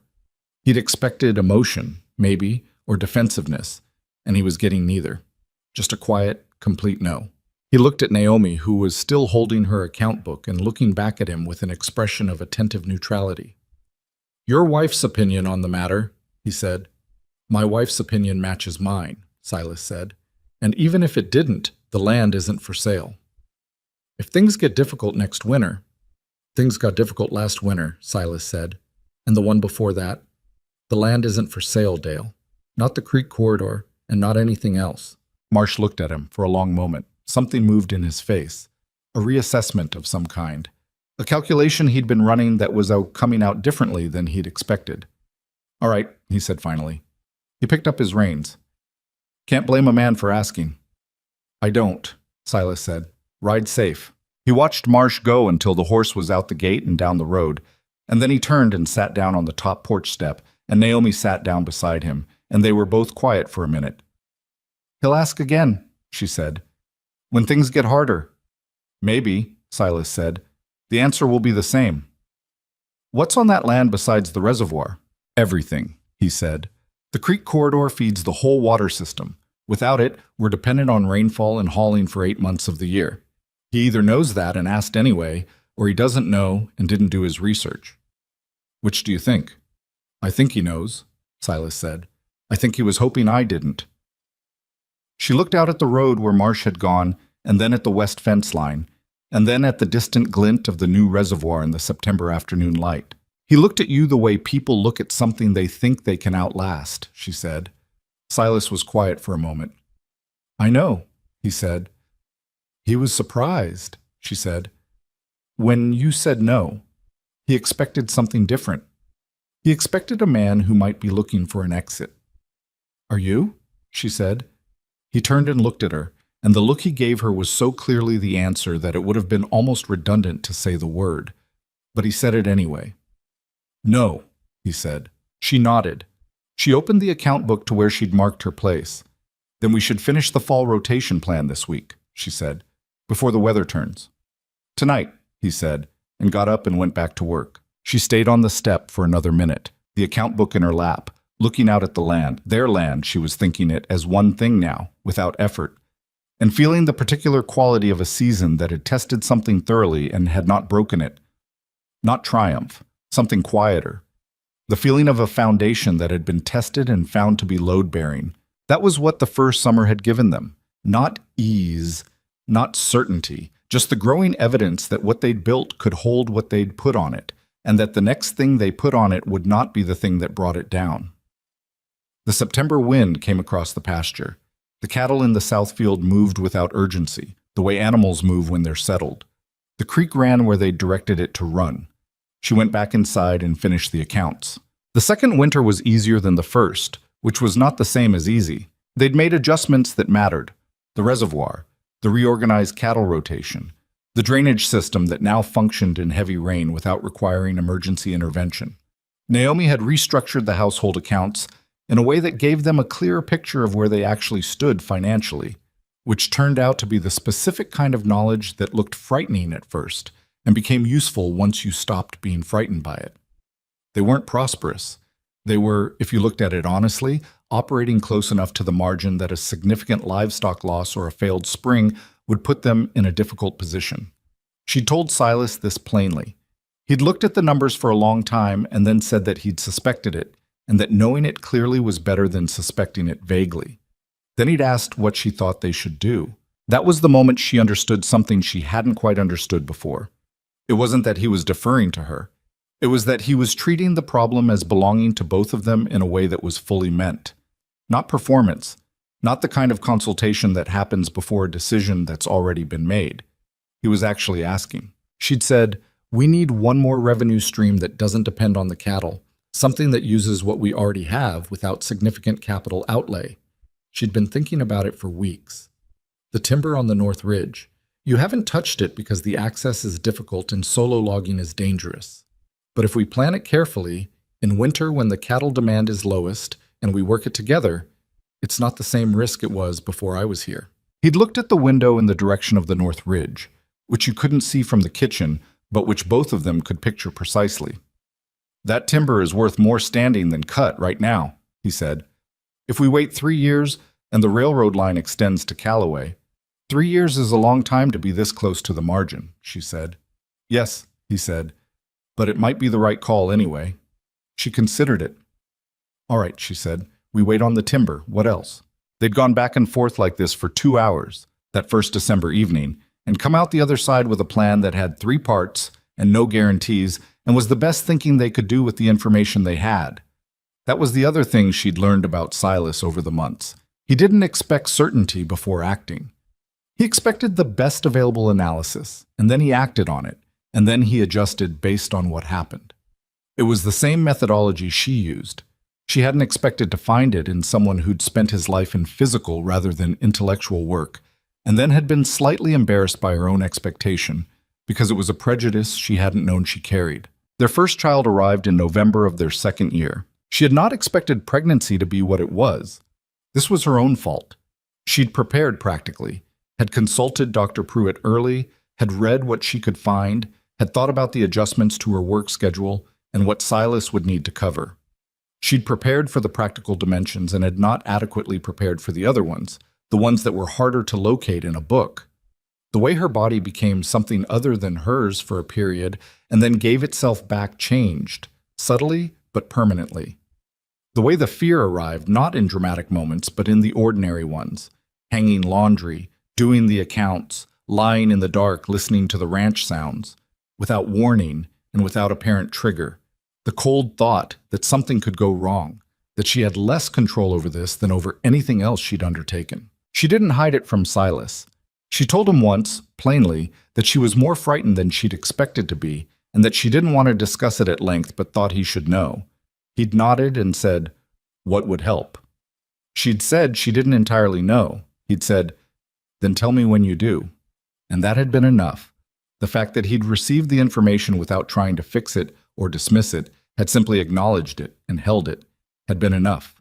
The birth was handled by a midwife named Cora Beale, who had done this work for 30 years, and who approached it with the same brisk, unsentimental efficiency that Naomi associated with competent professionals in general, which was deeply reassuring.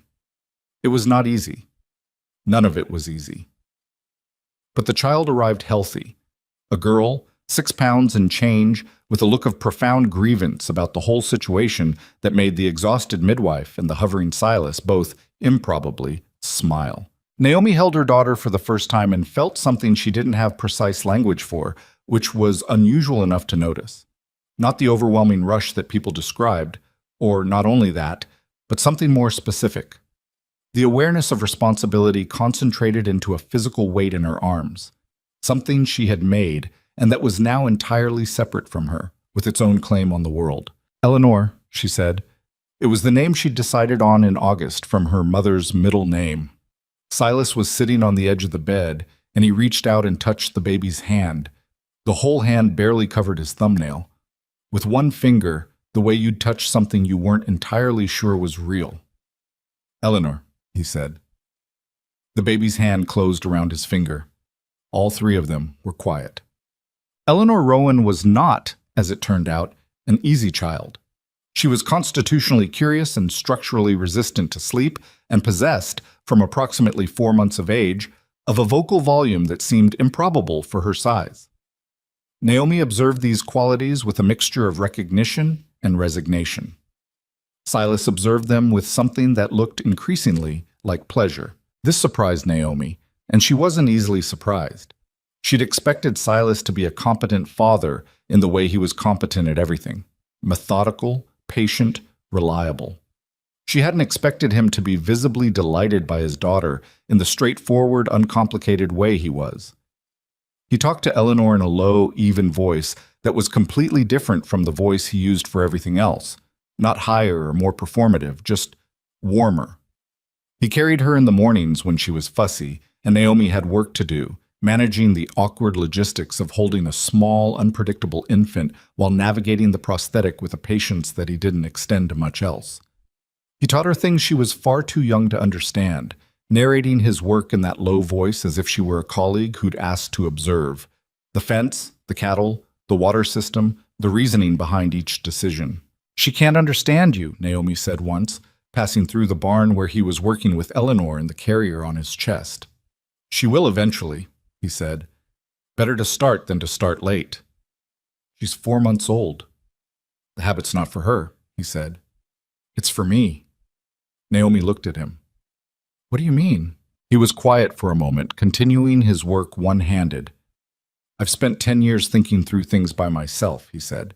"Having to explain it to someone, even someone who can't understand yet, makes me do it more clearly. I catch mistakes I'd otherwise miss." She stood there for a second, genuinely stopped by this. "That's very practical," she said. "Most things are, if you look at them right," he said. She went back to what she'd been doing, but she thought about it for the rest of the morning. Chatim. The 3rd year brought the thing they'd been hoping to avoid. A hard spring following a hard winter, 2 calves lost to sickness in March. And then in April, a fence breach on the north boundary that let 3 head of cattle onto Marsh's property before they were recovered. Marsh had been civil about it in a way that was performing civility more than actually practicing it. And there had been a 2-week period of tension at the shared boundary that Silas handled with a flat, procedural correctness that gave Marsh nothing to react to. It was the money that was the real problem, though. The calf losses and the veterinary costs for the cattle that had survived the illness had pushed them back against the margin at the worst time of year. Naomi sat with the accounts for 3 evenings and arrived at a number she didn't like. "We need to sell 2 head this summer instead of the fall," she told Silas. "Before they're at full weight. We lose some value on the meat, but we keep the operating capacity." "I know," he said. He'd already reached the same number. She could see it in his face. "Or," she said, "we take on a hired hand for the summer. Someone who can be paid at the end of the season, not weekly. It would let you expand the north pasture use enough to potentially offset the early sale. We can't guarantee we'll have what we'd owe at the end of the season." "No," she said. "It's a risk." "Who did you have in mind?" She'd already thought about this. "Gus Tetley's neighbor has a son who needs summer work. He's 17, apparently capable, and his family would take partial payment in kind, well, flour, salt, pork. We have that." Silas looked at her. "You've been planning this for a while." "I've been thinking about contingencies," she said. "Since February. I didn't want to worry you before it was necessary."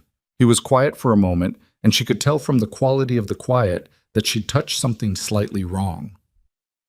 "We agreed," he said carefully, "that you'd mention things when you saw them, even if you weren't sure."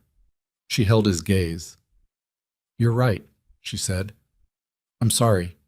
I managed this one internally longer than I should have." It was not easy for her to say that. He knew it wasn't easy. He didn't make her say it twice. "The boy from Tetley's neighbor," he said. "You think he can be relied on?" "Gus vouches for him," she said. "And Gus doesn't say things he doesn't mean."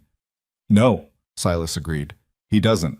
The boy's name was Thomas, and he was 17 and serious, and worked with the stubborn, quietly competitive effort of someone trying to prove something to himself rather than anyone else. Silas managed him the way Silas managed most things, by being clear about expectations and then stepping back to let him meet them, intervening when he got something wrong without making a character issue out of a procedural mistake. Naomi watched this and thought that the qualities that made Silas a fair employer were essentially the same qualities that had made his advertisement honest.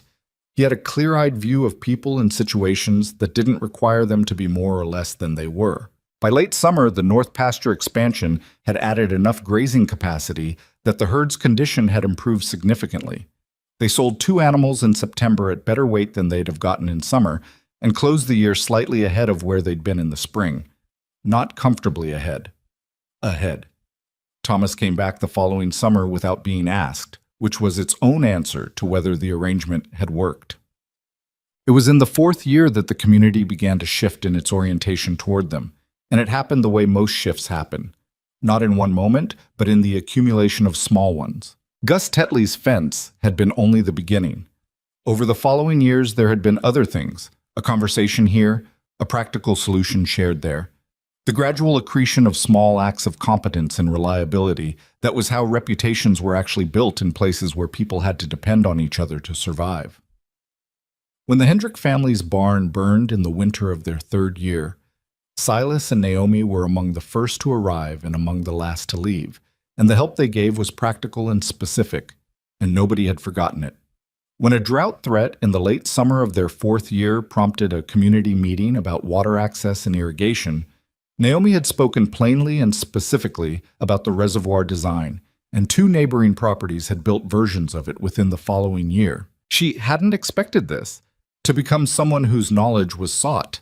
She'd expected to work hard and be left alone to do it, which had seemed like enough. But something about the combination of her directness and the demonstrable results of what she and Silas were doing had made people willing to bring problems to her, and she found, to her own mild surprise, that she was good at the receiving end of other people's difficulties. Not sympathetic in a soft way, she was never that, but genuinely useful, which was what people actually needed and what soft sympathy frequently failed to provide. One afternoon in October of their 4th year, she was at the Millhaven General Store when she overheard 2 women she knew slightly speaking about a 3rd woman, newly arrived in the county with a husband who was reportedly recovering from a serious illness and a farm that needed work. One of the women was saying, in the well-meaning but faintly condescending way of certain kinds of help, that she wondered if the new woman would be able to manage. Naomi bought her supplies and on the way out stopped beside them. "Who is she?" she said. They told her. A Mrs. Garrett, out on the Plum Creek Road, her husband had pneumonia that had taken his lung capacity. They were behind on the property. People weren't sure they'd make it through winter. Naomi nodded. "I'll ride out on Thursday," she said. "To do what?" one of the women asked. "To look at the situation and see what's actually needed," she said, as opposed to guessing. She rode out on Thursday. The Garrett property was in worse shape than described and better shape than she'd feared. There was a specific inventory of urgent problems and a set of less urgent ones, and Mrs. Garrett herself, a woman in her 30s named Frances with reddened hands and a look of compressed endurance, turned out to be more capable than her circumstances suggested. She needed specific help, not general pity. When Naomi got home that evening, she told Silas what she'd found. "The fence on their east side is failing the same way Gus's was," she said. 2 fence posts, maybe 3. And their water access from the creek is awkward. The path is too rough for someone in Mr. Garrett's condition to manage. There's a simpler route if they cleared 20 feet of scrub. "Thomas is free Friday afternoon," Silas said without hesitation. She looked at him. "I was going to ask if you thought we could spare him." "We can spare him Friday afternoon," he said. "Do they need anything else?" "Salt pork," she said. "I told Frances I'd bring some." "Take the good barrel," he said, "not the odds and ends." She looked at him for a second. That particular look she still gave him occasionally, when he did something that confirmed the reason she'd said yes in that cold barn on a February morning 4 years earlier. "All right," she said. He picked up his book. She went to the kitchen to check the barrel. Nothing about the moment was large or dramatic. It was just who they had become. Butsa. Dale Marsh came back in the fall of their 4th year, as she'd predicted he would. He was different this time. Not less deliberate, but less certain. The quality of a man who had watched something he'd expected to fail continue not failing, and who had adjusted his calculation accordingly. He came on a Tuesday morning and asked for Silas, and Silas came in from the barn and stood on the porch and listened. Marsh's son had come back from Kansas City, he said. He still needed land, but he'd been watching the Rowan operation, and he wondered, rather than buying acreage, whether there might be some kind of shared grazing arrangement, eastern sections in rotation, that could benefit both properties. Naomi was inside with the door open, and she could hear all of this clearly. Silas was quiet for a long moment. Then he said, "That's a different kind of conversation than the one we had last time." "It is," Marsh said. "Let me talk to my wife about it," Silas said. There was a beat. She could hear, in that beat, Marsh recalibrating something. "Of course," Marsh said. Silas came inside.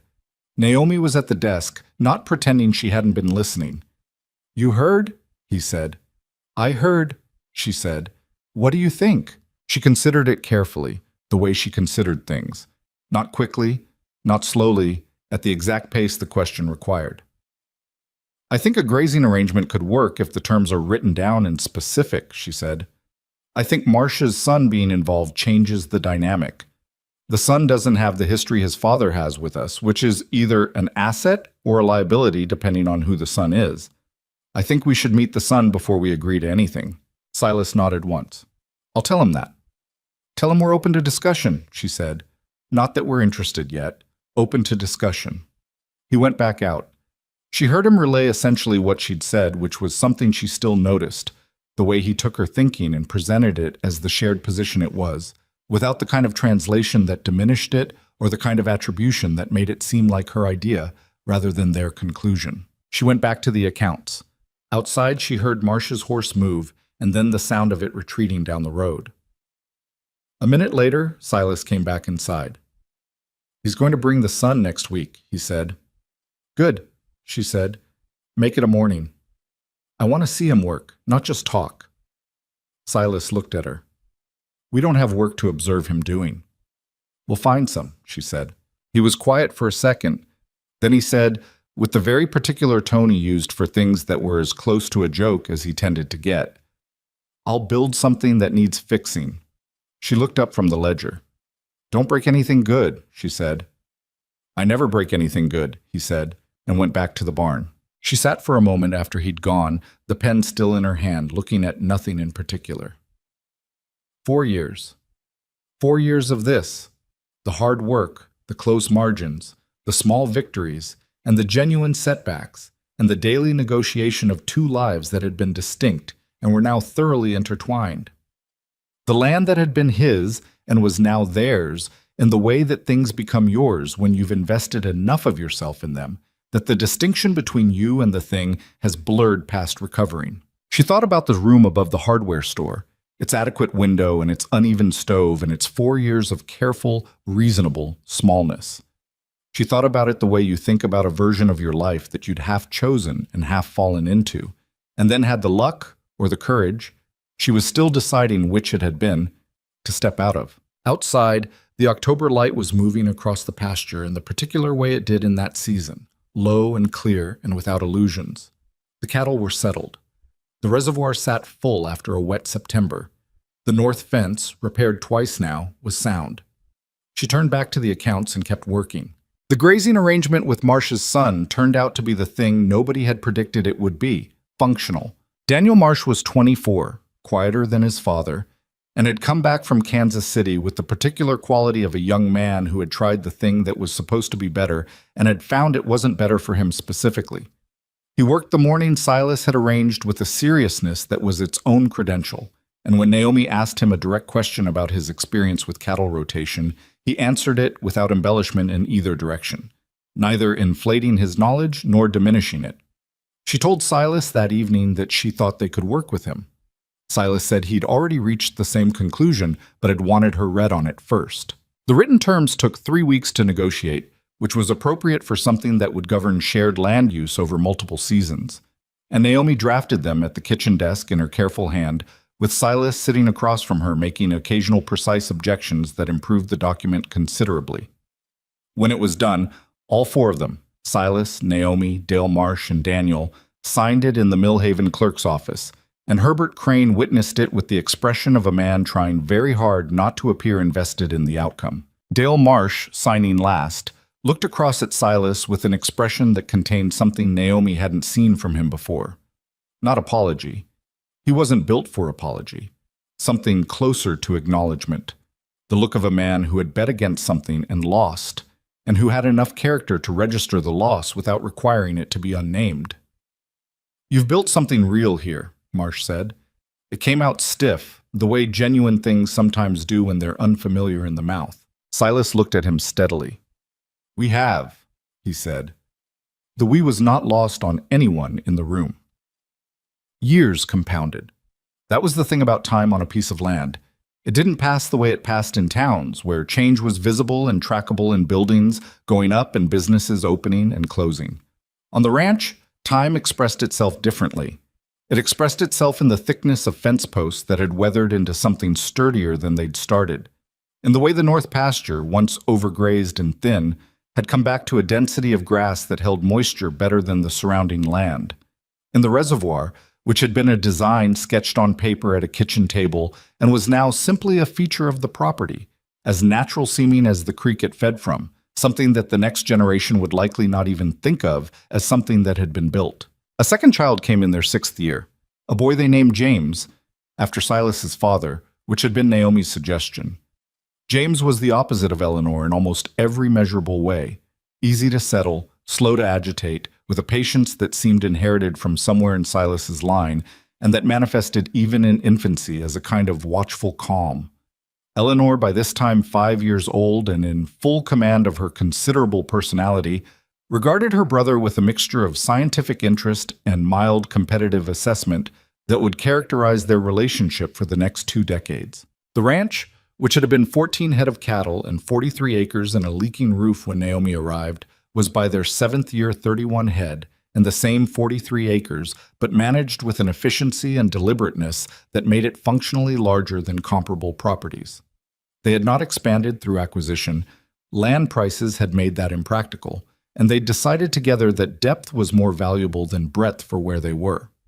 They had instead made what they had produce more than it had, which was a different kind of growth, and in some ways a harder one, because it required constant attention rather than the simpler act of purchasing more space to absorb your inefficiencies. Thomas, the boy who'd come for a summer at 17, was now in his mid-20s and had stayed on as a permanent hand, which had surprised no one who'd watched him work, and surprised him most of all. He'd arrived intending to save money and leave for somewhere larger. He'd stayed because the work had gotten into him the way certain kinds of work do. Not as obligation, but as something he was genuinely good at, and that genuinely needed doing, which turned out to be enough to hold a person. He'd also stayed, it became apparent over time, because of Eleanor, though neither of them would have described it that way for years.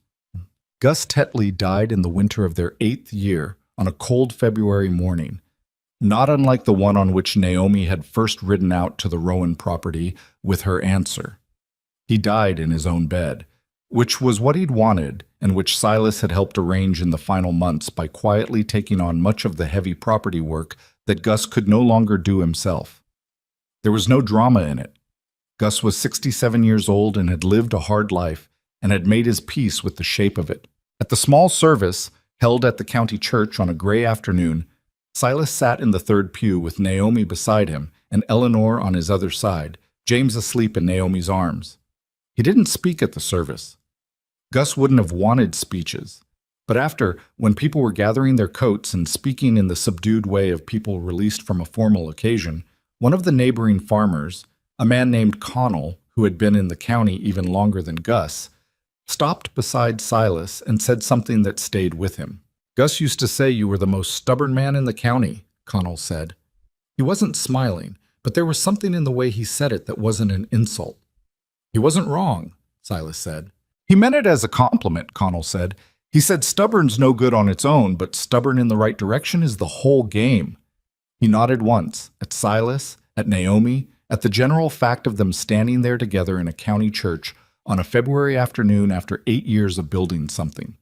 Then he moved on. Naomi, who had heard this, said nothing until they were outside in the cold air heading back to the wagon. "The right direction," she said. "Don't," Silas said, but he was not entirely succeeding at not being moved. "I'm not saying anything," she said. "You're thinking very loudly." "I always think loudly," she said. "You knew that when you married me." He helped her up onto the wagon seat and then stood for a moment before climbing up himself, and she watched him do the thing she'd watched him do 1,000 times. The particular way he negotiated the step with the prosthetic, the slight pause, the clean motion that had become so practiced over years that she genuinely forgot, for long stretches of daily life, that it was something he had to think about at all. She had never stopped seeing it. She had stopped finding it remarkable, which was different. It had simply become part of the physical vocabulary of her husband, the way his hands were or the specific angle of his shoulders when he was thinking hard about something. He settled onto the seat beside her and took the reins. "Home," Eleanor said definitively from the back of the wagon, as if this had been in question. "Home," Silas agreed. "Doug, the worst thing that happened to them happened in their 9th year, and it was the kind of thing you couldn't engineer against because it came from inside rather than outside. Silas's leg, the remaining leg, the right one, the one that had been carrying double weight for 9 years, developed a problem with the knee that Dr. Pruitt's successor, a younger man named Aldridge, described with careful precision and then said there was no good solution to. The joint had worn in ways that couldn't be reversed. It would get worse. The rate could be slowed by reduced load-bearing activity, which on a working cattle ranch was a recommendation that had a black humor quality to it. Silas received this information the way he received most difficult information, quietly, with his face doing very little, processing it somewhere interior and inaccessible. He didn't tell Naomi immediately, which was the first time in 9 years he'd held something significant back, and when she found out, through Aldridge, who assumed she knew and mentioned it in passing, she was not angry in the way that fear presents as anger, which was what it was. "How long have you known?" she said. He was at the desk when she came in, and he looked up at her face and understood immediately that the conversation had already happened without him. 3 weeks, he said. She stood in the doorway for a moment. Then she came in and sat across from him, which was the chair she'd sat in for 9 years of conversations at that desk, and she looked at him with a clarity that had something hard at the center of it.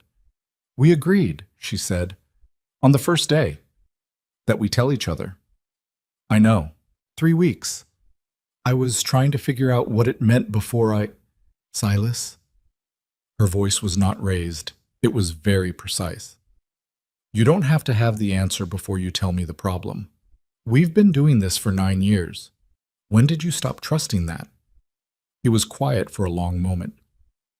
"I didn't want it to be true yet," he he said. If I didn't tell you, it was still only mine, and I could still decide what to do about it. She looked at him. The hardness at the center of the clarity softened slightly, not into forgiveness exactly, but into understanding, which was more useful. It's not only yours, she said. It hasn't been only yours since February of 1882. You know that. I know that, he said. Then tell me now, she said. All of it. What Aldridge said, what you've been thinking for 3 weeks, what you're afraid of, all of it. He told her. It took a long time.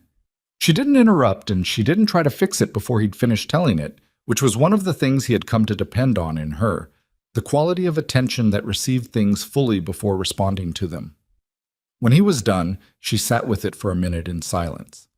Then she said, Thomas can take over the daily cattle work. He's been ready for it for 2 years. You've just been reluctant to hand it over.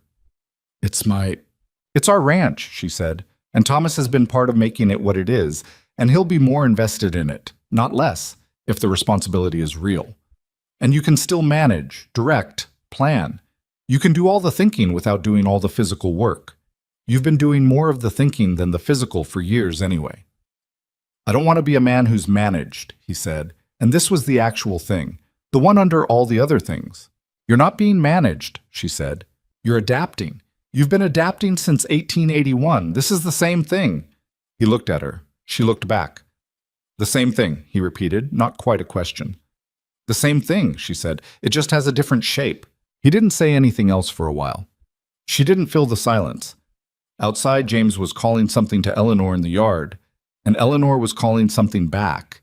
And the particular noise of 2 children who had grown up in this particular piece of land going about their particular afternoon was so woven into the fabric of the place that it barely registered as sound anymore. It was just the ranch. It was just what the ranch sounded like. All right, he said finally.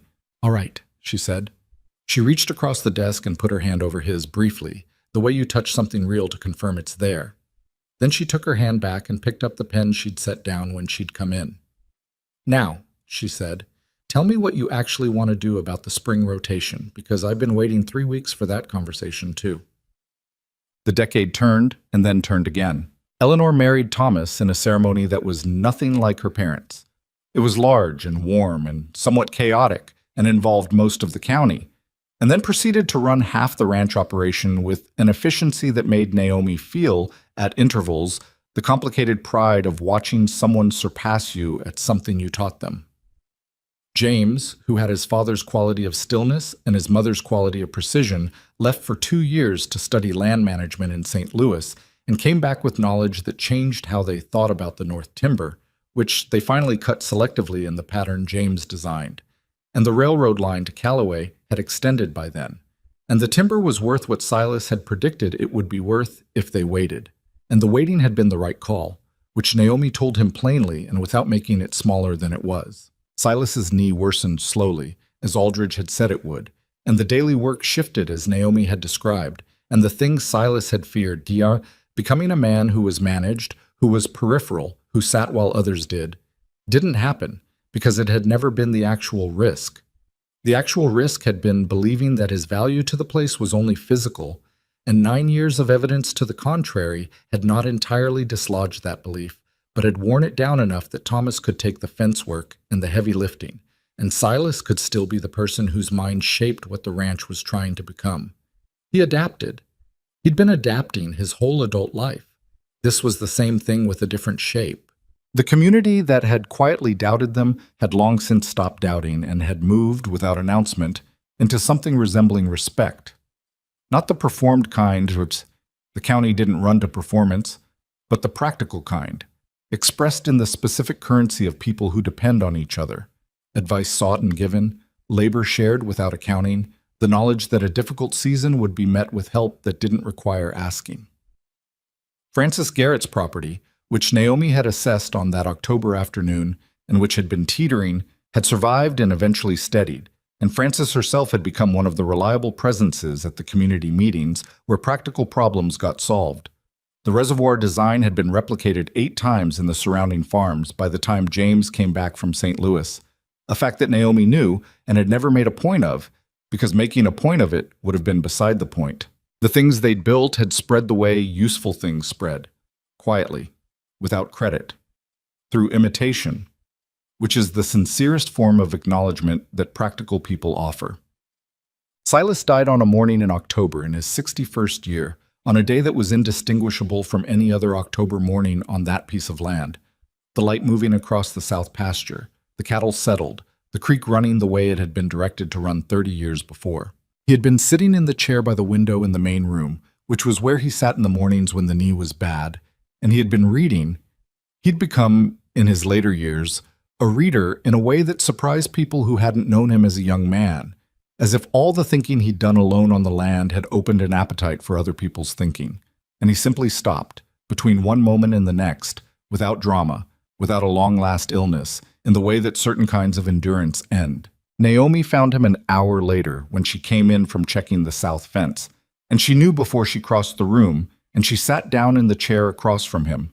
The same chair, the same desk, the same position they'd been in 1,000 times, and she stayed there for a while before she called anyone. She was not a woman who performed grief.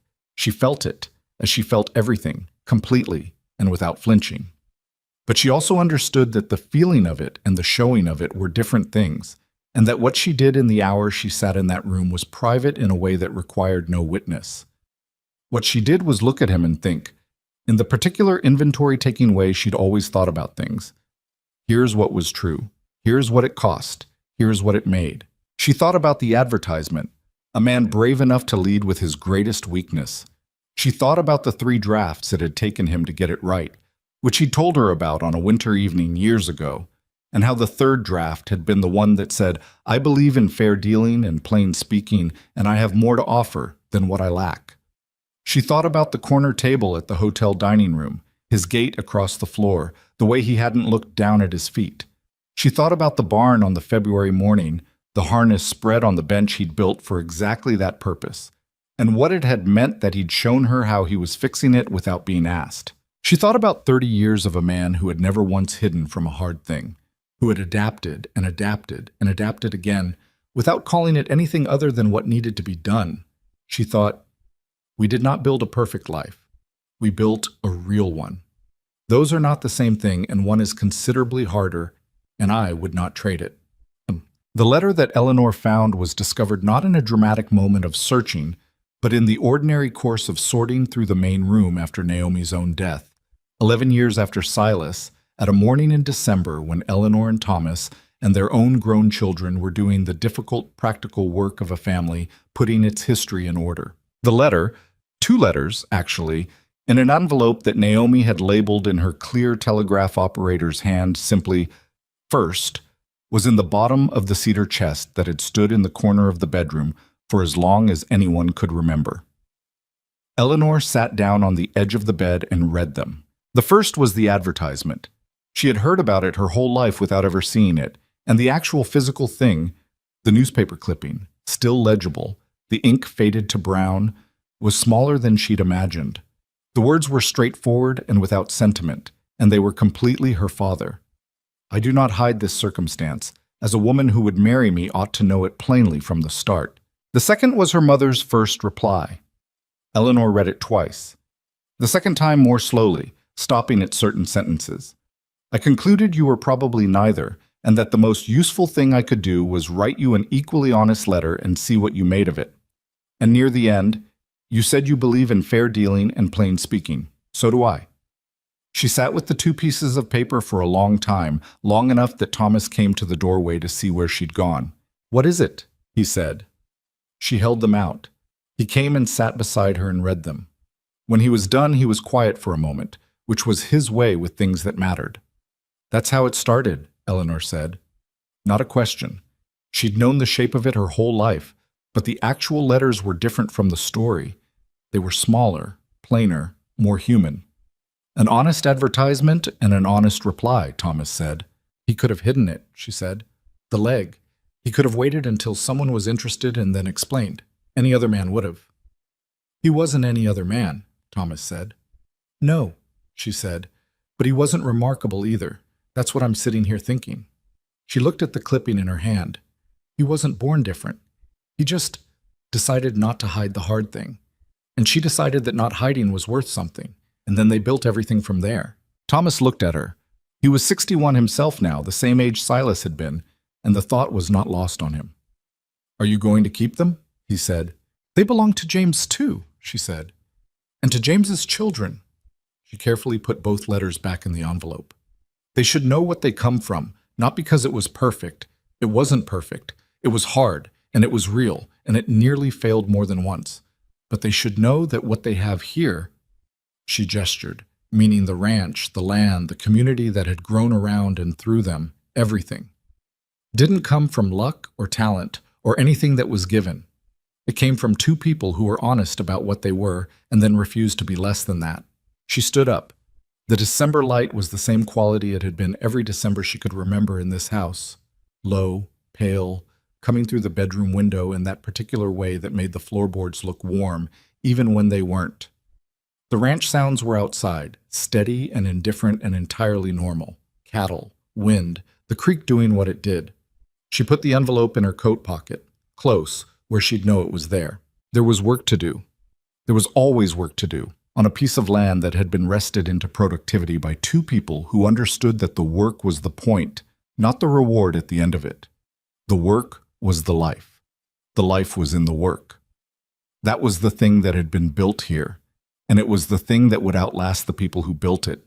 And the thing that the letters in her pocket proved had started not with ambition or romance or even hope exactly, but with something simpler and rarer and considerably more difficult. The decision not to hide. That was all. That was everything. A man who put his greatest weakness first, and a woman who recognized that as the only measurement of character that actually mattered. And 30 years of choosing that same honesty again and again, in the ordinary, hard daily way that nothing in anyone's life gets built except that way, without ceremony and without guarantee. One day at a time, in the full weight of the life they had chosen. Eleanor walked back out to the main room where her family was working. She got back to work too. Hey Ben, so my game is broken again. What the actual flying fuck is this shit? I'm playing... How?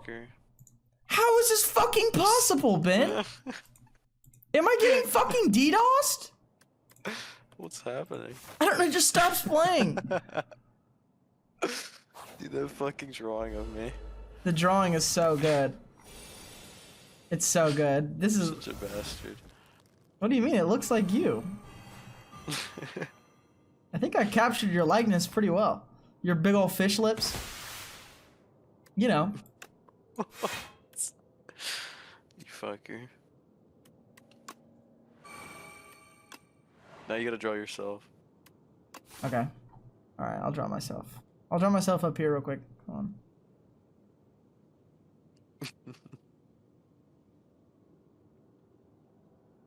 There's no way.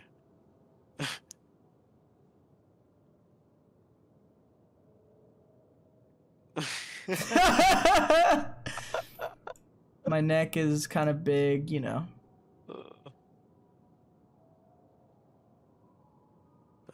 Ben. Oh.